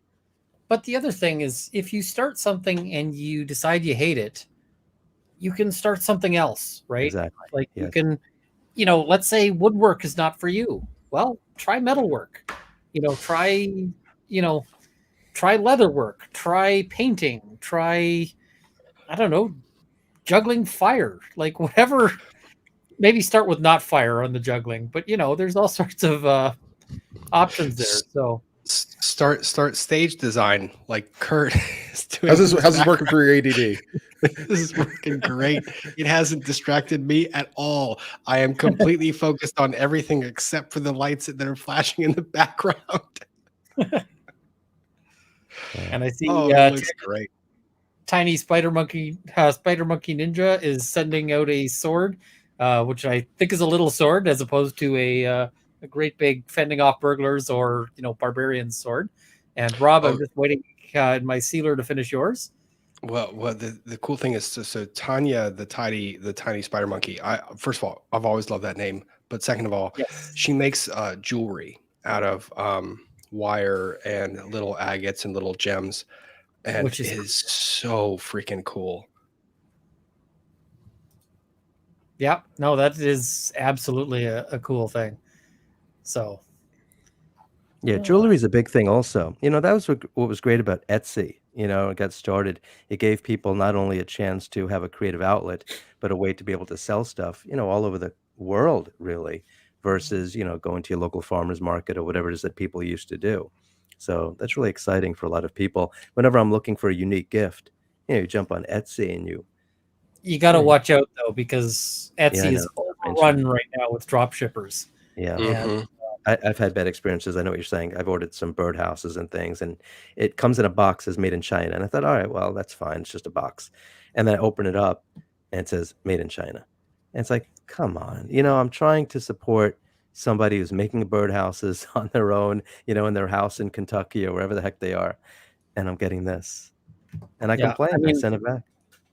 I just pulled up Etsy and they've got a dice box for sale, and I have that same dice box, and I bought it for like $4 on AliExpress, and right now they are selling the same thing for 70 Canadian on Etsy, as if it's a handmade product. Yeah. Going, okay, clearly not. And reviews for this shop, 12,000 reviews. Well, I'm going to tell you, anybody who's hand making anything is not selling 12,000 of them. Yeah. So, yeah, and I see people asking about what drop shipping is. Yeah. So basically, drop shipping is you make a deal to buy something from me, but I don't actually have any involvement in that. I just tell the drop shipper to send you one of those things, and or I just tell the manufacturer. So I never make anything. I just pretend to make things, and then you get sent it through this, through the other shipping thing. So Yeah. Well, you know what? Go ahead. Sorry, go ahead. No, go, Scott. I was just going to say one thing that Etsy tried to do, and it obviously has totally failed, was you're supposed to list where you got some of the materials to create that thing. So when I bought this one birdhouse and I saw it wasn't Michael's, but everybody knows what Michael's is, right? Like a right, and it wasn't a Hobby Lobby. It was something else, and I even looked it up. I'm like, oh, okay, it's a something like that in the Pacific Northwest. And I thought, all right, I'm assured that they bought it, and then it came straight from China, and I'm like, you freaking liar, you liar. Oh yeah. Right? And it's like, what are you doing this for? So the point that I was going to add was I saw a comment in the chat that I kind of wanted to highlight just for a second. It was, where was it? Scroll. Uncivil Law. Kurt, I'm so proud of you making so hard and really committing to your channel. By the way, just saying, I have a boyfriend and all that, but you look great. I will say that Kurt, to my right, has been doing so much work on his channel, and he's putting out great content. And then Scott, just above me, I have not really seen two individuals who put so much effort into really creating a product that can appease and just satisfy so many people as these two gentlemen that I'm really proud to have time with and call my friends. Thank you, Rob. It's based on some of the feedback we've gotten, it's nice to see how positive people are, and it's great to see that people have chosen us to spend their time with. And it just seems like, it seems like an obligation to try to put together the best stuff we can for people that are depending on us to put together the types of things they want to see or the types of stuff they want to listen to. Because once upon a time, that stuff like this really didn't exist. You sat in front of the television, and whatever entertainment was created in a far off land, that's what you got. Yep, you'd have the choice. So we've really got great people that watch us. Really appreciate it. It's great to see the same names over and over and over again. People that we know. We're just happy to see their names. We're happy to be a part of this. It's we're all in this together.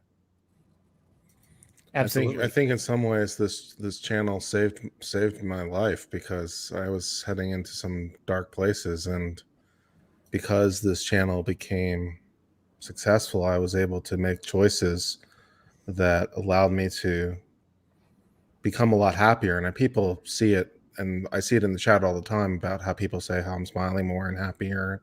And it's not overnight, and things are better, but I noticed that I'm less reactive, I'm less I'm happier, I'm that I see the improvements, and I can't begin to tell you how valuable the relationships I have with my fellow law tubers are.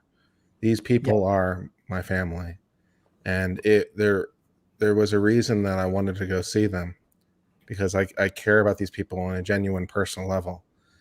And the support I get, as I make mistakes and learn through the misfortunes of myself sometimes, is it's been an interesting journey. Well, and I mean, I remember at one point going, I really, hope that you're, able to make that transition, because I could just see how much happier you were making videos than, you're like, oh, I got to go back to work. And I'm going, you got to get out of there. So I'm really glad to see it, because you're so much happier. It's so readily apparent. And we see Ophelia the Fair saying, "Love you guys. I am way behind on super chats, but I've got them starred so I can catch up." So Rob knows just how much of a how that could be. Were you there when I ended the poll about how off track you would get during my live stream? It went pretty off track. Yep, there there are the peppers. There are the peppers. Yeah, went off It was track. we're going to stay on track, or Ian's going to start talking about peppers, and 82% of you said peppers. I mean, they're not wrong. Yeah. So it is what it So- is. I have just learned to lean in on that sort of thing. And I see somebody saying, I make things on Etsy. Yes, I make, no drop ship or resale. Agree with thoughts on having a project. Make things, be creative. It's a great outlet. Love all your creativeness. I love all the stuff on Etsy that is like actual genuine products. But I hate that those people have to fight with people who are just, drop shipping and so forth. So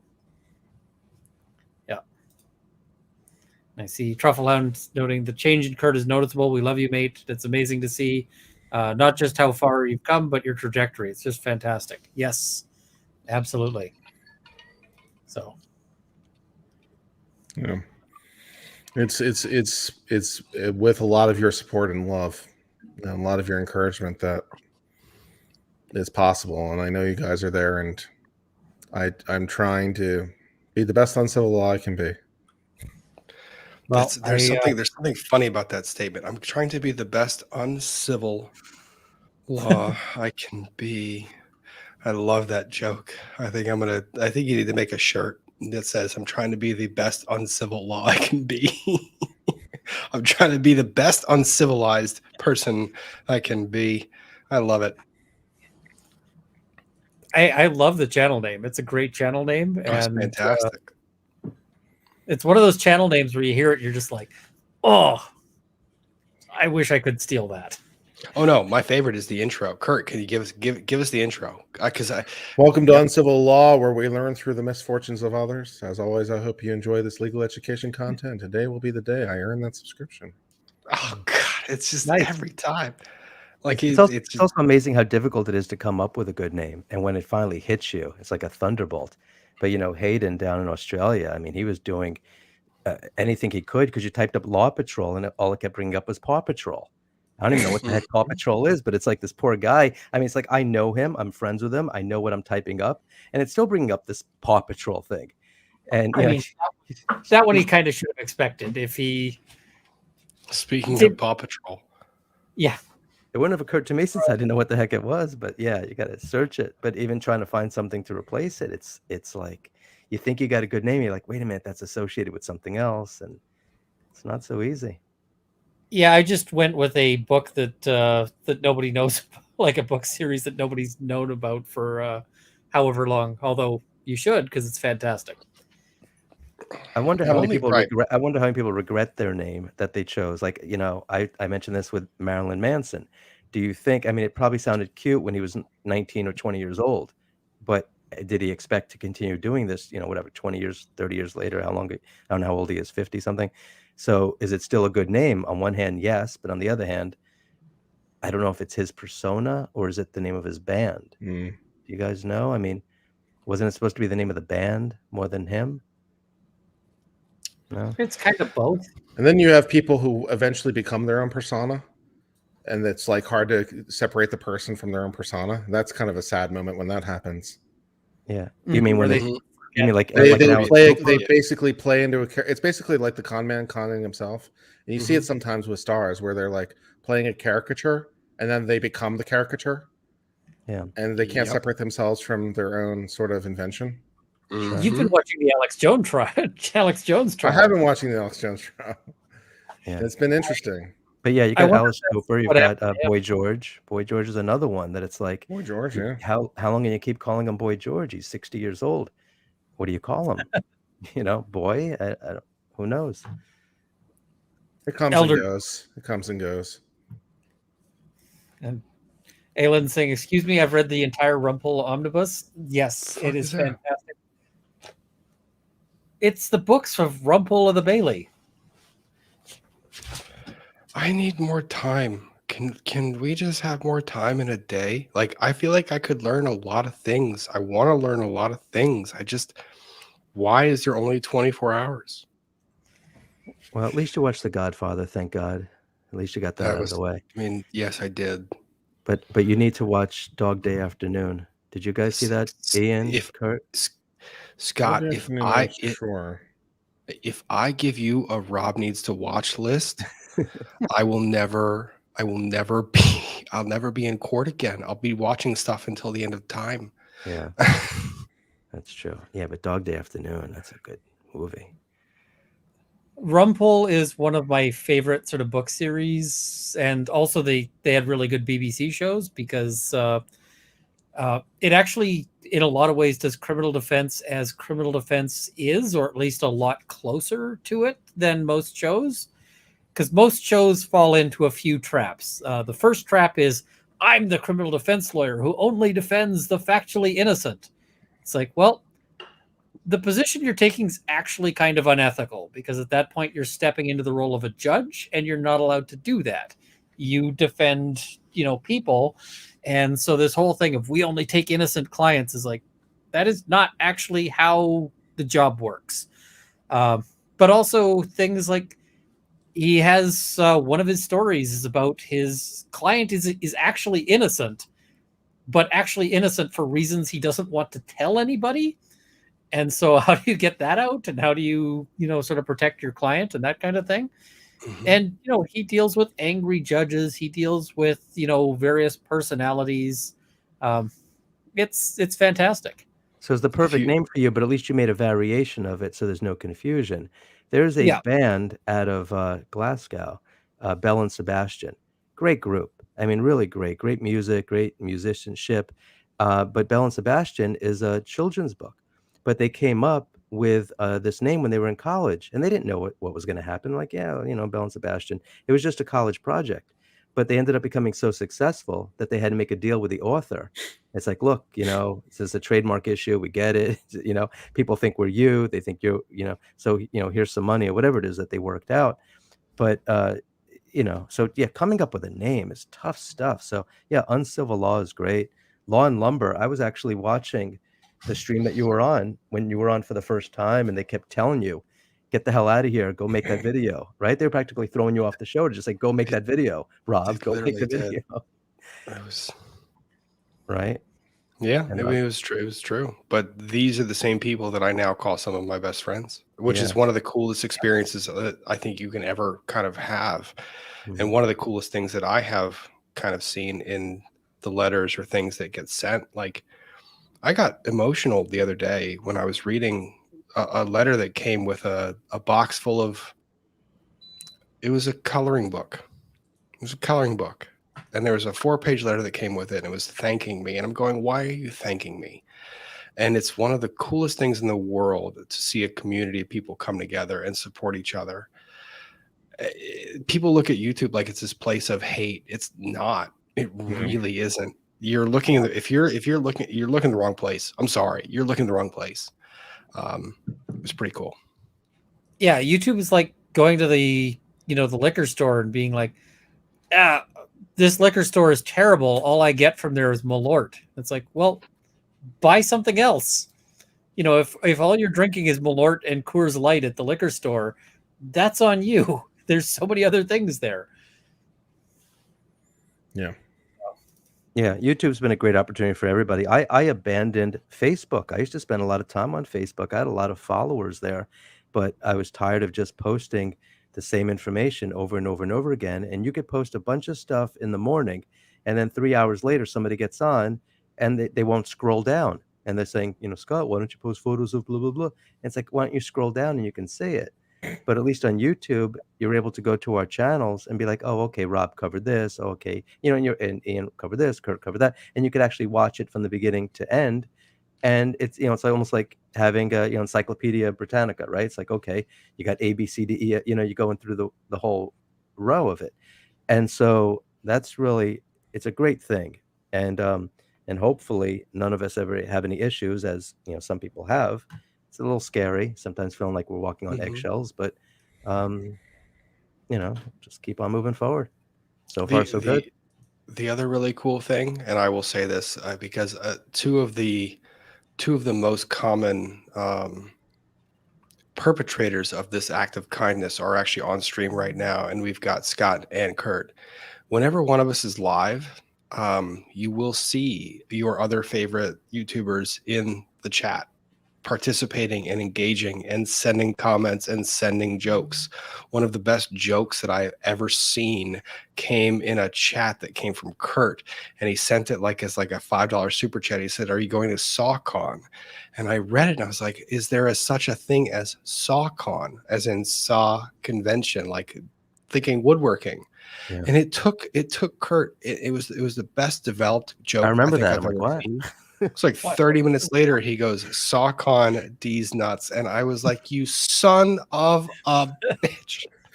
It was the best joke. Mhm. But you see them jumping into each other's chats. You'll see EDB come in with the purple hearts. You'll see Kurt come in with the cowboy hats. You'll see Scott come in with the gnomes.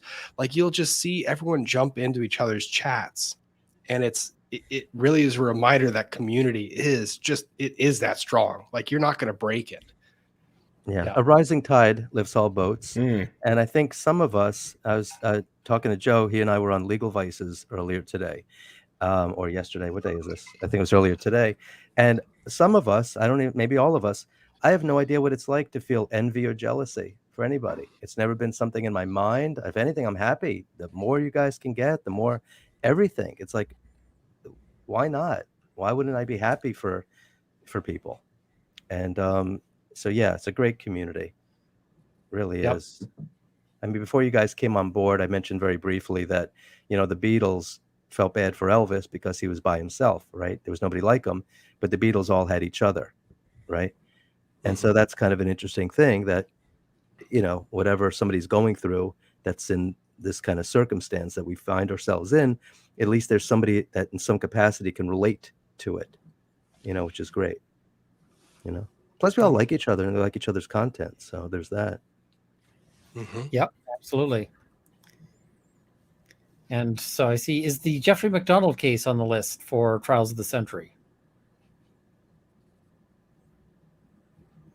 Who? No.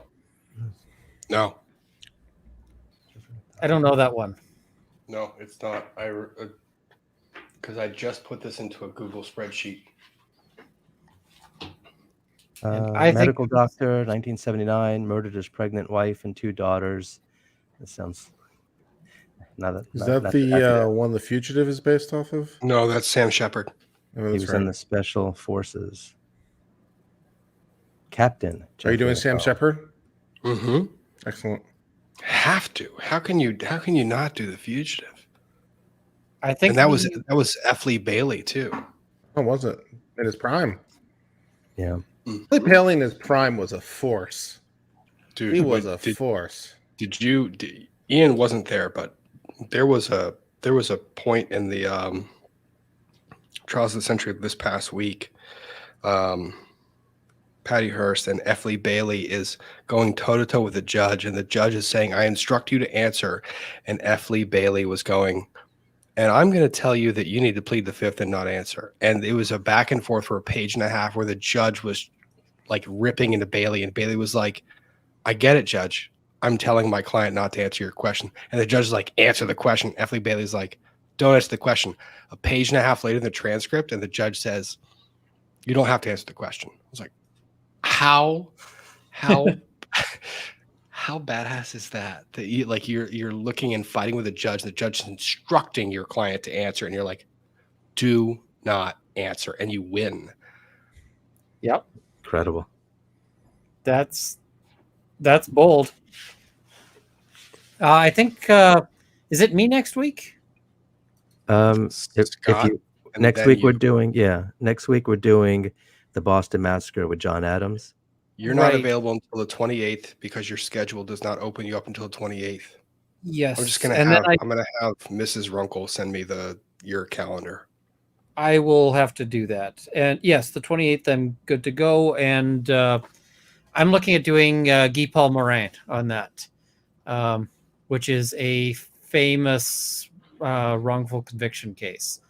I want to do another interesting one, which is really historic in Canada at some point, but it's I got to do some research because it's real tough, and that's the case of Star Child. That is the first Northwest Mounted Police officer who was murdered in Canada, which later became the RCMP. And they arrested this guy for it and charged him, and he was not convicted. So that's... I found out about this because my wife and I were on a camping trip, and I stumbled across... It's on this like back road, like we were lost, and there's this little monument, and it was like, I'm kind of curious about this because there's this monument in the middle of nowhere. So I pulled over, and it was a monument to that, and I went, huh, interesting, because this is like, a couple hundred years later, and I'm like, they're still blaming this guy for this murder. Like, how long does it take to actually be, to be cleared? So, yeah. If you guys check your email, did you see that there was a lady? I don't want to mention her name in case. Okay. I saw that one. Yeah, Ian, you saw that as some ideas for Canadian trials of the century. She heard you mention, huh? Yeah. And I was Maybe going I'll to start trials of other centuries and start with like 1200s and go from there. I wasn't saying that. I was going to say, Kurt, which one would you like to be a guest appearance on? I got to give you. I mean, tell me which trial that you remember, because there's a couple for me. McDonald's one was a big one. That was an important one for me. But is there one in your head that you think of as being a trial of the century? Not OJ. You can't use OJ because that's going to be like a whole month series. Yeah. I'll have to think about it. Nothing comes immediately to mind. I'm more interested in the appeals than the trials. Yeah. That's the Scopes monkey. The Scopes monkey was the failed appeal. Yeah. The trial that was all about the appeal, and they botched it. And the Salem witch trials, I think there's no way we could do that in one. We got to figure that out. That's incredible stuff. I got to book flights. Yeah, so that would be cool. And we're gonna go Salem. That's cool. I think so.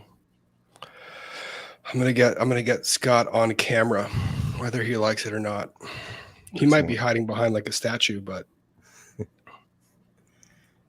And I see also mention of the Gerald Stanley. That one's a little recent. I don't know if it, but I mean, they did change the law over that one, so maybe I'll have to look at that one. That's another Canadian one. I actually have the entire trial transcript for the Gerald Stanley trial. So I think if I said, hey, we're doing this and we're looking at the entire trial transcript, my co-host would murder me because it is 4 volumes of trial transcript, and just being like, hey, there's some interesting stuff that happens in this trial. Here's 4 volumes of transcript to go through. I'm pretty sure that, yeah, people would be like, really, Runkle? Seriously? Yeah. So, okay, guys, I'm going to take this moment while we have a little pause, and I'm gonna see myself out, and enjoy my evening and actually get sleep that I haven't gotten like all week. But I will see. I know I'm going to see Ian tomorrow morning. I'm fairly certain I'm going to see doing uncivil things in the chat, and probably persuading my character to do things that are unlawful. And Scott, I will see you. But only by accident. I'm going to. I'll shoot you a message tomorrow, but there might be something going on Sunday that I'll tell you about later. Sort of okay, that sounds wonderful. Yeah. All right. Good night, guys. Love you all. Thank you very much. Have a good evening. Night. And we got a question here in the chat for Uncivil. When is your next great case? Yeah, so I didn't have time because of the Alex Jones trial, and depending on its coverage, it's going on for a couple more weeks. So I might have to move the time slot. I might have to do it after Rob's thing on Wednesdays, because I was trying to do it before, and I need a break after that much time before I do a stream. So I'm going to try, I think, for next Wednesday, maybe after Rob's stream. So I'll do the after party. Nice. And this was one for Rob, but it looks like he listened to it. So Roberto, didn't you wrap up your own stream earlier to go to sleep? So yeah, that was a very relevant one. I see. What was Rob's channel called? Law and Lumber. So check that out.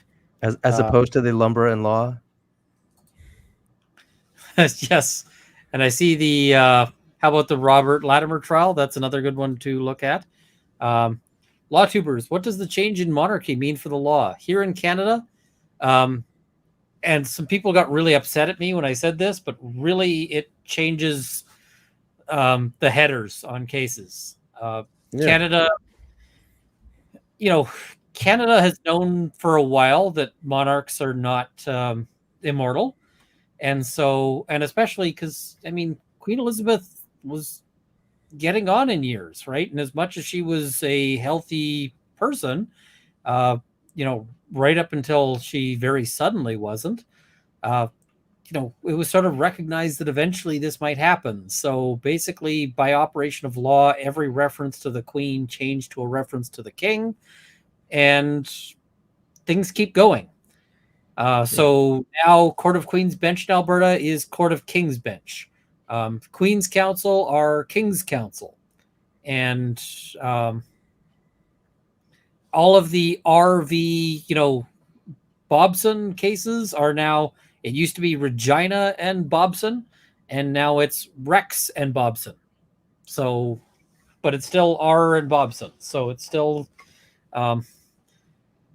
nothing has really changed. One of the more interesting stories was that there was actually a citizenship swearing ceremony that was going on right when the news broke, and they had to actually stop and go, what do we do? And they just started up again with, do you swear allegiance to the king? Which was actually how some of the people doing the citizenship found out. That's interesting. That's an interesting little detail. Yep, but it was just like right away we're just switching over, and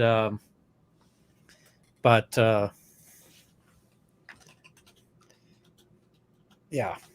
I think it'll be interesting to see what happens to the Commonwealth, not nations, whether all the nations that currently have the king as head of state remain that way. I think that it'll also be interesting to see whether or not Scotland remains part of the UK, because you'll remember from a couple of years ago they had that referendum, and it was very close on whether or not they'd be in, and then there was that whole stay together thing, and then of course, somewhat famously, the UK then shortly thereafter left the EU, and I think that the Queen's death will probably likely reinvigorate some interest, and she is a figurehead that is now gone, so the stabilizing influence of her, I think, will have some political ramifications, but we'll see. There is a push to sort of demonarchize a little bit, but the thing is that the Canadian Constitution makes reference to the Queen, or now the King, being higher, the chief of state, essentially the highest figure, although the royalty exercises no actual power here, but in theory they've got, and I say no, it's almost no. They have theoretical power more than actual, actions that they take. But there's push to like rename the court from like Court of King's Bench to just Alberta Superior Court. So yeah. And I see Canadian Forces cat badges will need to be revised, I believe. Yep, there's going to be a whole lot of those kinds of things. And I suspect you're going to see this collector market for people selling stuff that has the Queen's image on it. So we will see that as we go. But it's not going to be a big deal here at the end of the day, because it just, as much as it's a sad event for people who knew her personally and so forth, it's just not going to be a major hiccup in the legal process. Yeah, I mean, her practical power is all symbolic. So her the symbol is gone, and that's all. Then you replace one symbol with another. her formal legal powers, I mean, I don't think she's used any of them, or no monarch has used any of them in quite a long time. Like, all legislation has to technically pass with royal assent, but I think the last monarch to not give assent was Queen Victoria. It's been a hot minute. So, and it's the queen technically has power, like declare war and stuff. I mean, all the military does declare allegiance to her or him as now as the king. But Yep. I mean, they just don't use that power. So it's all symbolic. So it's just replacement of one symbol with another, and life kind of moves on with not much real practical effects. But the loss of her symbolic weight, as I said, or as I think that there's a real chance that the Commonwealth nations are going to go through some turmoil. I mean, the Queen was very popular, and I think Prince Charles, or now King Charles, is less popular. This is undeniable. That isn't to say he's a bad person or anything like that. He's just less popular because she was kind of a badass in a lot of ways. Like, I will say I quite like the picture of Queen Elizabeth with the rifle. That is a great picture. But I mean, realistically, if King Charles decided that he was going to start denying royal assent to a whole bunch of Canadian bills, that's when you'd start seeing the push to replace the monarchy in Canada. So, yeah.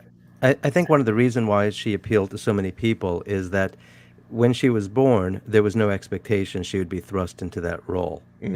Right? And so, not that she was ever going to be normal, but at the same time, there was something relatable about that, how she rose to this challenge and that she did what she had to do out of a sense of duty, especially considering, that her uncle abdicated. Whereas Prince Charles could be the most lovely person in the world, but, he's been waiting for this moment his entire life. He's been prepping for it, and probably a bit annoyed that it took so freaking long. Yeah. Right. Yeah. But that's the way it works. And yeah, we've got Truffleland noting Commonwealth has been slowly breaking up. We lost Jamaica and Barbados recently, but they changed the rule a few years ago whereby you can remove the monarch as head of state but remain a member. And I see somebody else had a really great comment talking about Turks and Caicos. And I don't think we need to purchase Turks and Caicos. There's occasionally a proposal that Turks and Caicos join Canada. And I'm like, yes, that would be fantastic. And then you get some people wringing their hands going, but in that case, then the population would be entitled to move to Canada and they'd have access to health care and they'd have it's a small, tiny country. We can build a great big hospital on it. And, and that would be amazing. Because I would love to be able to go and be like, hey, I'm just going to go to other part of Canada, and it's like a tropical... Where it's a lot warmer? Yeah. I suspect that the problem they would have wouldn't be... it wouldn't be like, oh, we've got to support the people of Turks and Caicos, who are doing fine right now. It would, so it's not like they need us, in that sense. It's just... But I think that they'd be getting annoyed at just how many Canadians wanted to retire there. They'd be like, where are all these old people coming from? This long-haired guy, he's especially annoying. It's like, I'd be sitting there with my mixed drink wandering around. So, yeah. So, yeah, it's... So what is it now? Is it a protectorate? Canadian protectorate? No, they're just an independent country. They just, So I think they floated the idea of joining. Well, I think the history, and I might be wrong but was that Turks and Caicos floated the idea of joining Canada, and Canada just didn't respond, which is stupid because we should totally have been like, yes, please. But yeah, the biggest objection I've heard to that is that we'd have to, build a hospital there. And I'm going, okay. So fine. Let's do that. Yeah, let's build ourselves a hospital. That'll be fantastic. So, and I see, this one we just covered. This one I think we covered. I see Sherry B. Ian, for your charity. I really enjoy all the law tubers and law nerds. I'm going to have to go and make the donation then. If you want to donate to the charity, the link is in the description. And the best way to do it is just donate directly, but I'll pass that one along. LTWM and Friday Night Frenzy. I'm not sure what it's. My brain is not parsing it. It's just a ton of much needed laughs and I've accidentally learned many things. That's fantastic. So what charity are you doing a stream for? I am doing one, and this is in November. So Kurt's got one. When is your stream? Mine is on the 30th, the last day of September. September 30th. Tune in to Kurt's stream. I will be doing so, and because that's for pancreatic cancer. Thyroid cancer. The American Thyroid Association is the charity we're going to be raising money for. Nice. That's fantastic. So, and that's connected to one of your mods. Is that right? Yes. Yeah.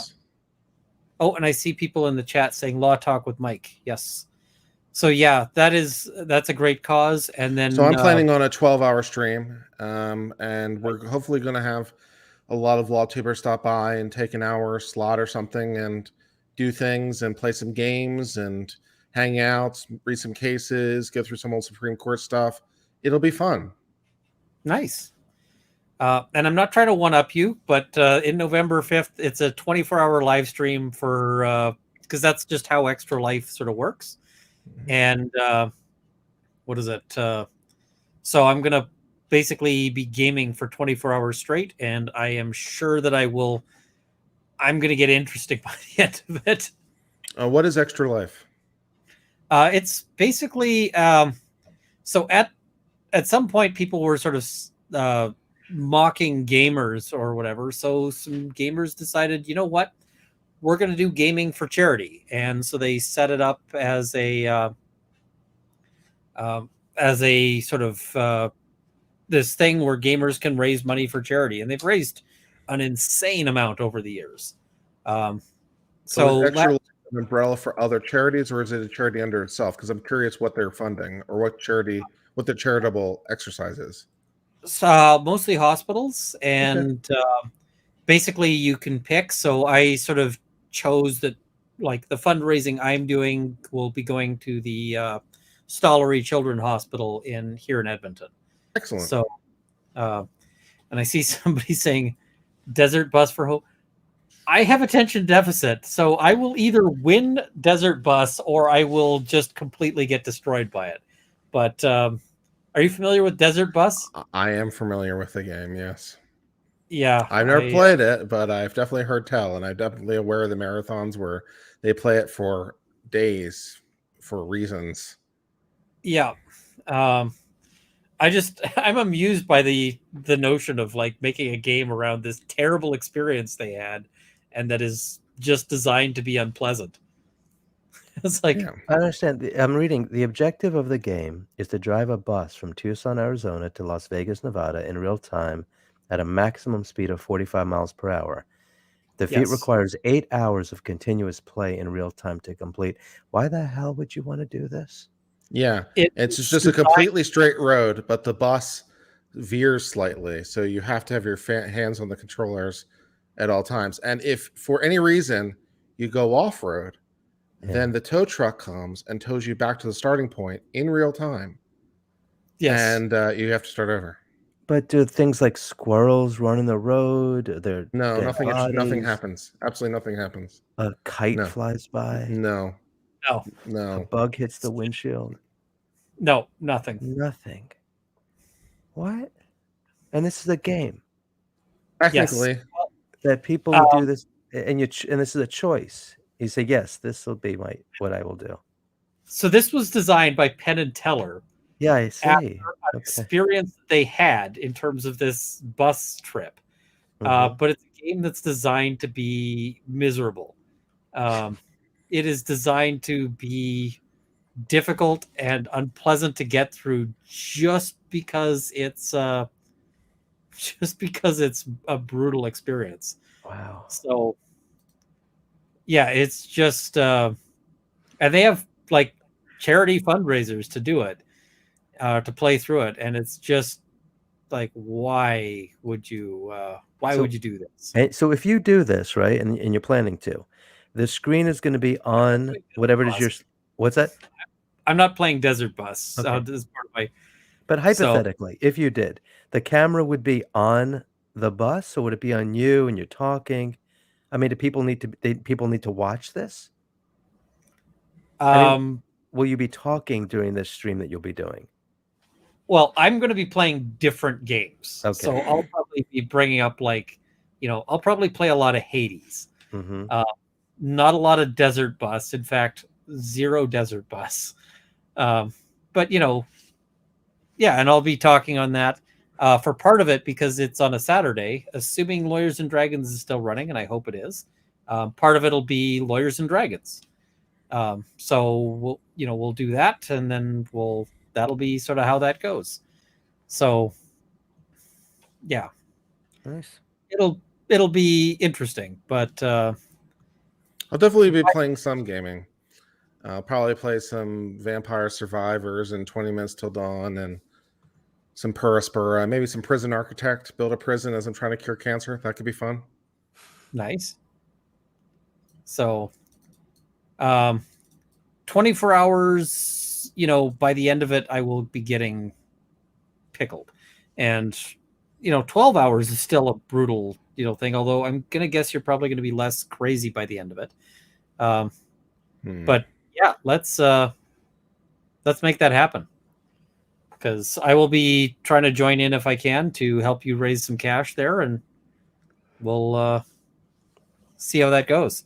I should get through super chats here and then eventually get to sleep because, hey, there's Lawyers and Dragons tomorrow. So I see, would the last man Evans and woman Ellis hung in Britain be eligible for Trial of the Century? I'll look into that because that might be a good topic. Picture of Mrs. Runkle's trial necklace. I'd have to find it, and I got to post a picture, but I'm not going to be able to do that right away here. This is more than a community. It's a family. By the way, you need to come to Savannah for the Jill Williams stream. I would love to be able to travel around to a lot of these places, but I don't know how possible that'll be. Jessica S., I sort of jumped to the top of the super chats here. I'm actually going to play my first campaign with a group that welcomed me in. I was inspired to play by Lawyers and Dragons. Awesome. That is fantastic. Aging Equality. Nice name there. Aging is a privilege. Not everyone gets to do that. That is very true. And, a bus could come screaming through my, my wall any second now. Could even be a desert bus. It could, although the desert is not, anywhere near me. But I did not lose her necklace. It's just where she keeps her jewelry, and I don't really keep track of that. So no, it's not lost. So, all right. By the way, the original request for singing the Barbie girl song came from Emily D. Baker. I'm a Barbie girl in a Barbie world. Life is plastic. It's fantastic. You can touch my hair, undress me everywhere. Imagination, life is your creation. That's probably enough there. I see. Could I play Stray on my stream? I don't have Stray yet, but I might have to look at it. And I see a suggestion for play RimWorld, commit war crimes. That is pretty much what RimWorld is about. Crass for Others, thank you for the very generous super chat there. One thing I've learned since my husband passed a few years ago is not to have any regrets of not doing something, even if it's something small. You never know how much time you have left. Yes, it's always worth, doing those things that you think, oh, I could do later. Do them now, because eventually there isn't any more later. Brentwood Chic, thank you for the very generous super chat here. Hope your back feels better soon. And Crazy Cat Queen, thank you very much. Just because, well, thank you very much. Bubbles noting opiates are a nightmare. Medical THC is life-saving. I know a lot of people who have gotten off of opiates who were on long-term opiates because they were able to because they were able to start on cannabis, especially because for a lot of people who are, if you're dealing with lasting pain, one of the things that is most challenging is sometimes sleeping, and you got to sleep to heal. But if you're hurting, it's hard to sleep. Opiates help like that, or help with that a lot. Um, Debbie W saying Mass Effect, please. You want to know something terrifying? I have never played Mass Effect. I've only played a very, very little bit of it, and it would be actually not the worst idea to play the Mass Effect trilogy for my 12-hour stream. That's actually not a bad idea. I do have the entire Ultimate Edition thing, so yeah. Incidentally, it's not a Trials. It's not up to the caliber of Trials of the Century, but the story about Michael Jackson's doctor is astonishing. Look at this poor guy, what he did to try to get some sleep.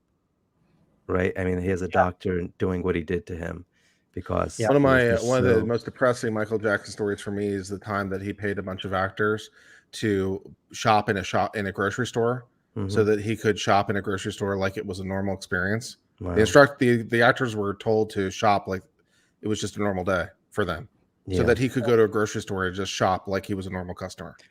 I've never been on the bandwagon of beating up on Michael Jackson. This guy, he's been famous since he's 8 years old, definitely performing since he was 5. How could he ever be expected to know what's normal? He's never been treated normal. That's really depressing. It doesn't excuse, weird things, but at the same time, I mean, imagine being treated like that since you're 8 years old, that you're the greatest thing, whatever you want, you could have it, never had to go do anything. And it's like, it's not his fault. He had no idea. That's normal to him, to be honest, in a strange way. Yep. But what that doctor did, my God, you're being paid $100,000 a month. Sit with your freaking patient. What the hell are you doing? He's walking out of the room, texting or whatever the heck he was doing, making phone calls. I mean, I wouldn't mind having $100,000 a month. That'd be nice. And I see Law and Lumber here. I'm guessing he's on his way to bed. Good night, gentlemen. Always a privilege and an honor. Proud to call you all my friends. Likewise. Yeah.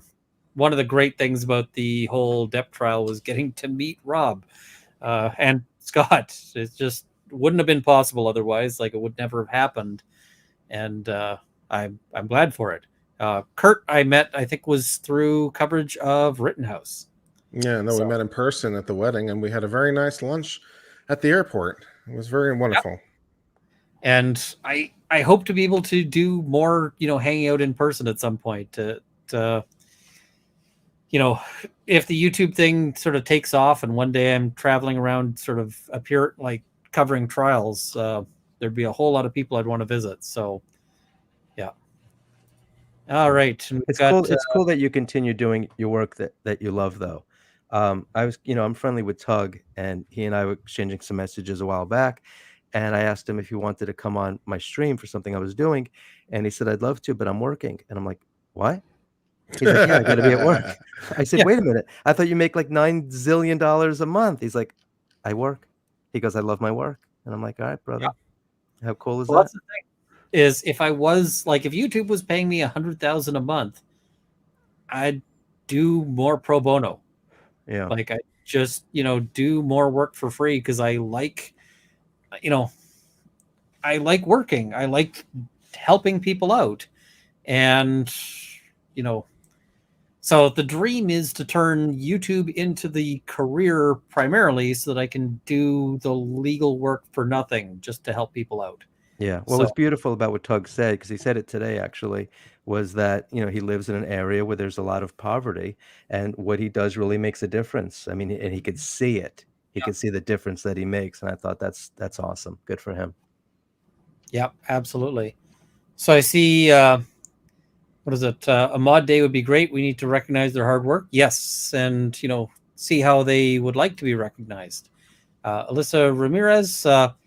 So is LawTube going to cover the Craig Wright Satoshi Bitcoin case in Oslo? That'd be fascinating. Would like to hear legal opinions on previous case in Florida. Is it hard to sue someone who's pseudonymous? Often you have to crack through that pseudonym unless it's something that's sort of well known. But this is something that happens where you've got somebody who posts on Twitter, and you might be able to get Twitter to disclose who that person is. But depending on how many layers they have, it can be really difficult. Because yeah. All right. Crass for others, live life to the fullest you can. Since he passed, I've done some things we'd planned or wanted to do but never got together. I donate every year in memory of him to fund a cure for juvenile diabetes. Well, that's a great homage, and both aspects of it, like doing things and sort of imagining that person with you, and also and also doing good things in somebody's name is a great way to remember them. So yes, absolutely. Stacy Cogan says bonjour, our Canadian neighbor. Bonjour. And so see, even if marijuana was legal where I live, I couldn't use it. I work for a defense contractor and the federal government hasn't legalized it. This is one advantage to the whole thing about Canada's system, which is that like the federal government legalized it and it's not criminal anywhere in Canada once the federal government does that. So now in theory a province can ban it, but yeah. So equality, my husband walked by when I was watching your video and he said he does have beautiful hair. Nice. So that was from the discussion of the long hair. Barney Cat, chronic pain has given me the ability to give grace to others. Someday I can't do much, but give grace, that's enough. Yep. And I mean, that's the other thing, is that sometimes you just, somebody on Twitter is beaking off at you and you're like, you're not even on my radar. Like, my back hurts. I don't care about what you have to say. It's great for perspective sometimes. And just, when you're hurting, you don't want other people to hurt. So you will put effort into that. Donnie Jomo, thank you for sharing. I have chronic back and hip pain too. Mostly I handle it well, but sometimes I let it affect what I say to others, unfortunately. Yeah, that's rough and something you sort of always have to be mindful of. Henhouse Bath Company, I love that a lot of us have moved past things like expectations for appropriate hair length or purple hair for anyone. Purple hair I'm probably not going to do at this point, but we'll see. So, and I see my hair was down to my butt until I shaved it all off late 2019 because the weight was giving me migraines. Yeah, that would do it. I lost around 15 pounds from that haircut.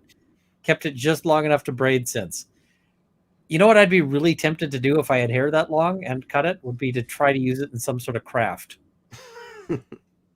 There'd be some sort of leather item that, like, I'd try to see if I could stitch it with like hair or something. I don't know if that would even be possible, but so SDR, please don't cut your beautiful Targaryen / elf hair. Let it grow, let it grow.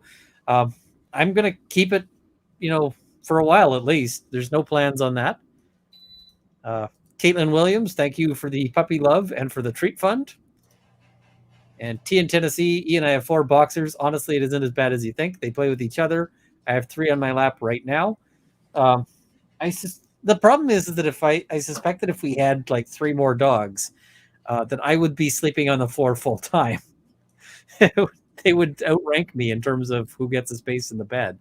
And and you can see Zora came and was like, hey, we want, I want attention. I see donate it to kids with cancer. A lot of the donation places now aren't so keen on it, which is interesting. A lot of them are now doing like fundraisers where they'll shave your head, and then they're not so big on it because the synthetics have gotten better. So I typically donate to Locks of Love, a donation for cancer wigs. Yeah, and that's a good cause, but I don't know. I don't know if they're still taking it, and I don't know if I can donate mine because there's lots of rules on that. I bet you could sell it to fans and then just use the money to donate to whatever you want, as long as they agree not to make any voodoo dolls. That would be creepy. Yeah. I feel like that would really weird me out if there was a fan going, hey, I want your hair. I see it's hard to donate your hair nowadays. I tried lots of restrictions. Yeah. Um, I'd be worried not just about fans, but about like somebody leaving it at a crime scene. Oh my, Lawyers and Dragons are going to have some tired players tomorrow. Accurate. It might be a little I have spicy. turned into a pumpkin, so I need to sign off. All right. Well, thank you for joining, and I'm looking forward to your live stream. So, All right. I will see you all soon. Later. All right, brother. I will not speak anymore, but I'll stay here with you in solidarity and let you go through them. Sounds good. And Zora is saying, wrap this up. I need snuggles. So she's going to need some attention. But be brave enough to suck at something new. I've been learning to farm and fly, and I am crap, but learning a lot. That's fantastic. And learning to fly is awesome. So that is cool. T in Tennessee, I make videos of my dogs, but I don't know if that counts. I think it counts. I mean, there's some creative input necessary for that. And yeah. And I see I donate to Locks of Love, but they use it for mostly alopecia patients. That is awesome. And I don't know if is like gray hair super high priority for them. Like maybe it's useful because they can dye it to whatever color, or maybe not so much. I don't know. So I see, Kurt, we all make mistakes and we all struggle, but you have a spirit and kindness that is always shown through even when things are darker, keeping you. I wish we'd caught that when he was still here, but yes. And I mean, Kurt's a good guy. He just, he was struggling for a while because law sucks. And they don't tell you that when you're in law school, but a lot of the law sucks. And yeah, it's a tough place to be. Satan X Kitten, thank you for the $2. Oh, Zora, quit tangling yourself in my cables. If I suddenly lose connection, it's because Zora has decided to get herself thoroughly enmeshed.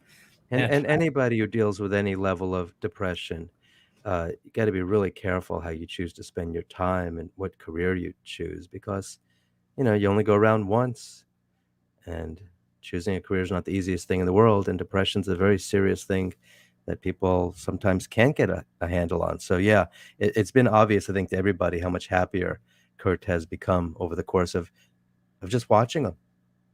Good for him.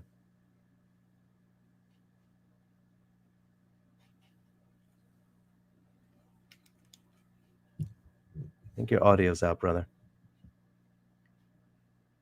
Yeah, can't hear you. Is your mic off? Is it me?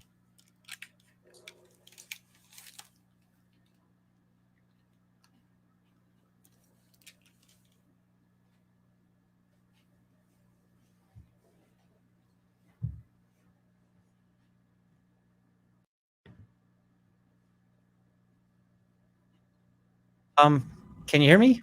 Yes, I can now. Yep. Okay. I had to rejig some things here. When I said, hey, when I said, hey, the dog might yank things out, that is exactly what she turned around and did. So hopefully the audio is good, but yep, she got into my cables. All right. So now we'll just look here. Thank you all for providing a safe space where we can listen to the facts and truth from wholesome humans. LawTube has honestly restored my faith in humanity during a time when there's so much discourse.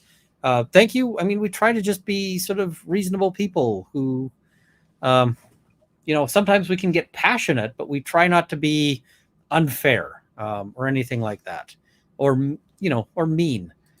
So I haven't been keeping up Kurt bar results. I believe he's still waiting for them. I think he's going to post them once he gets them. I used to watch BBC's Rumpole of the Bailey. Loved when Horace Rumpole said she must be obeyed about his wife. I just heard the puppy getting into something she shouldn't. Zora, whatever that is you're doing, you should not be doing that. So, left turn at Albuquerque. Is Rumpole the one who had a client who was accused of murdering himself? I think so.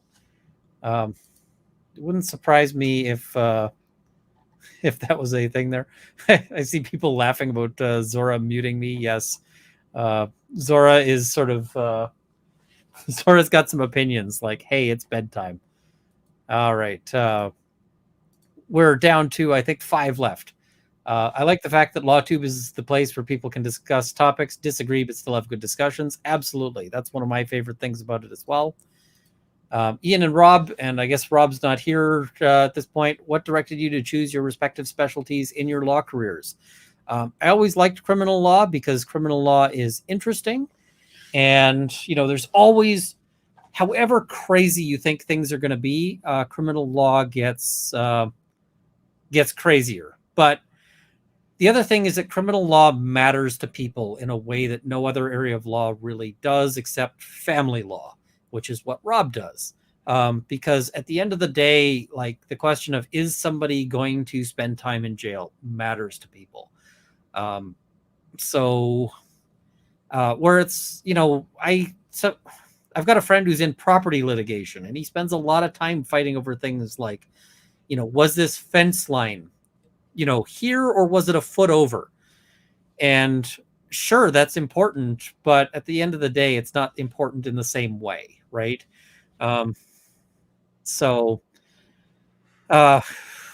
Occasionally I'm pretty sure I've saved some lives in the course of doing this, and so that's why I like doing criminal law. All right, I see here. Please consider a LawTube con so your members and audience can someday meet and greet y'all and have in-person discussions about interesting cases. It's an interesting idea, but I don't know how we'd make that happen because we're all over multiple different countries. So I see somebody's asking, what am I most concerned about? If it's with the dogs, I'm most concerned that they found something that they're going to spread all over the place. And yeah, that'll be, yeah. And I see Uncivil saying, I for sure want to do LawCon. I think that really the thing would be if we could get a few of the names that are bigger than myself, like if Emily and Nick and some of the other people were interested, that might be interesting there. So I see. I personally haven't been convicted of any felonies, and I credit most of that accomplishment to Ian Runkle of the Bailey. Well, I'm glad there. And just looking here. So the convicted is really the main word there. Yes. Okay. Just want to make sure. Yeah, I mean, hey, it's pretty much impossible to not commit crimes because there's so many crimes that it's virtually an impossibility that you would not commit at least one in the average day. Yeah. So Blasphemous Crow, that makes me laugh about the doc a bit more. This is Tug, the slandering bastard who works a job he doesn't need to, eradicating poverty in the inner city. Yeah, right? Like, hey, we're going to reveal that this guy's actually helping people out. Yeah. Yeah. And like I said, I've communicated with him offline. Absolute sweetheart. Nicest guy you could meet. Freaking angel. And I mean, I haven't spoken to Tug. I actually don't watch his stuff just because I don't have time to watch most stuff. Like, I just don't have the time to do that. So, it's not a shot at him to say that I haven't watched his stuff. It's just I don't have the time. I'm barely, I'm going to wrap up here and try to sleep, probably fail. And yeah. There's no doubt that a lot of the hostility coming from the outside towards him is because of the envy, because it's really astonishing. I mean, I was on a show with him and we were just talking about, the trial, the jury, right? He was asking me about that. And then the next day I'm like, all right, let me pop on. I wonder if anybody watched that. It's like 300,000 people. I'm like, what? Yeah. What? 300,000 people? What the heck? It's like, I wish my grandmother was alive. I'm like, Grandma, guess what? 300,000 people listen to me. But, to him, it's a normal occurrence, which is great. And you got the information out there that people want and needed. My grandmother would be stunned if she heard about, about me running a YouTube channel. Mhm. Honestly, probably about me having become a lawyer, because she passed when I was still struggling to make it through because of my attention deficit. So she never actually got to see me in the height of success. When I'm going out and winning at the Supreme Court and, fighting in trials and all of this. She never got to see that. And that's unfortunate. Yeah, I mean, that's sort of one of the things that, I wish she would have been alive for, but yeah. And I see somebody in the chat was noting, wish you'd cover the Nova Scotia inquiry. I want to do some videos on that. So there will be some things on that later on. And last super chat here. You have a wonderful dream. Greetings from a fellow Albertan. Thank you. And I'm not sure if that's referring to me, needing to get to sleep at some point, or just the dream of doing pro bono work. But yeah. And I see people saying your grandma would be so proud of you. I hope so. I mean, she was always, a really good person to me. She was always, when I was struggling, she, took time out to tutor me. She was always a really big help. And yeah, it's sort of, she's I miss her, is I guess sort of where I'm going with that. And I see Brian Shute is asking, would a press or a vise work for leatherworking? Yes, what is it? You often use a press for if you've got dies. Now I've got dies and I don't have a press, so I've been thinking I need to get one of these days. But the proper presses are hard to get. And I see here, what is the worst provision in Bill C-21 in your opinion? The swatting provision, because that's going to get people killed. Straight up, that will get people killed. So I'm not a big fan of swatting as a thing. And so creating legislation to basically create swatting is, or to encourage it, is really terrible. I see Space Monkey Mafia saying just use a vice. The vice I have doesn't work very well, so I'm going to have to get that taken care of. But I got to look into that as we go. All right, so that is all of the super chats here. Let's sort of wrap this up. Thank you, Scott, for joining me. I really do appreciate it. And yeah, we'll have to do this again soon. Everybody tune in tomorrow for Lawyers and Dragons. As I have mentioned, Gimlet is going to be getting up to shenanigans because he has got to get himself out of a situation that he got himself into through his own foolish acts. And I have no idea how we're going to make that work, because someone's about to drop a zone of truth on him. And that is not conducive to Gimlet, Gimlet's style of things. So, all right. Have a good night, everybody. And we'll sign off here. Good night, everybody.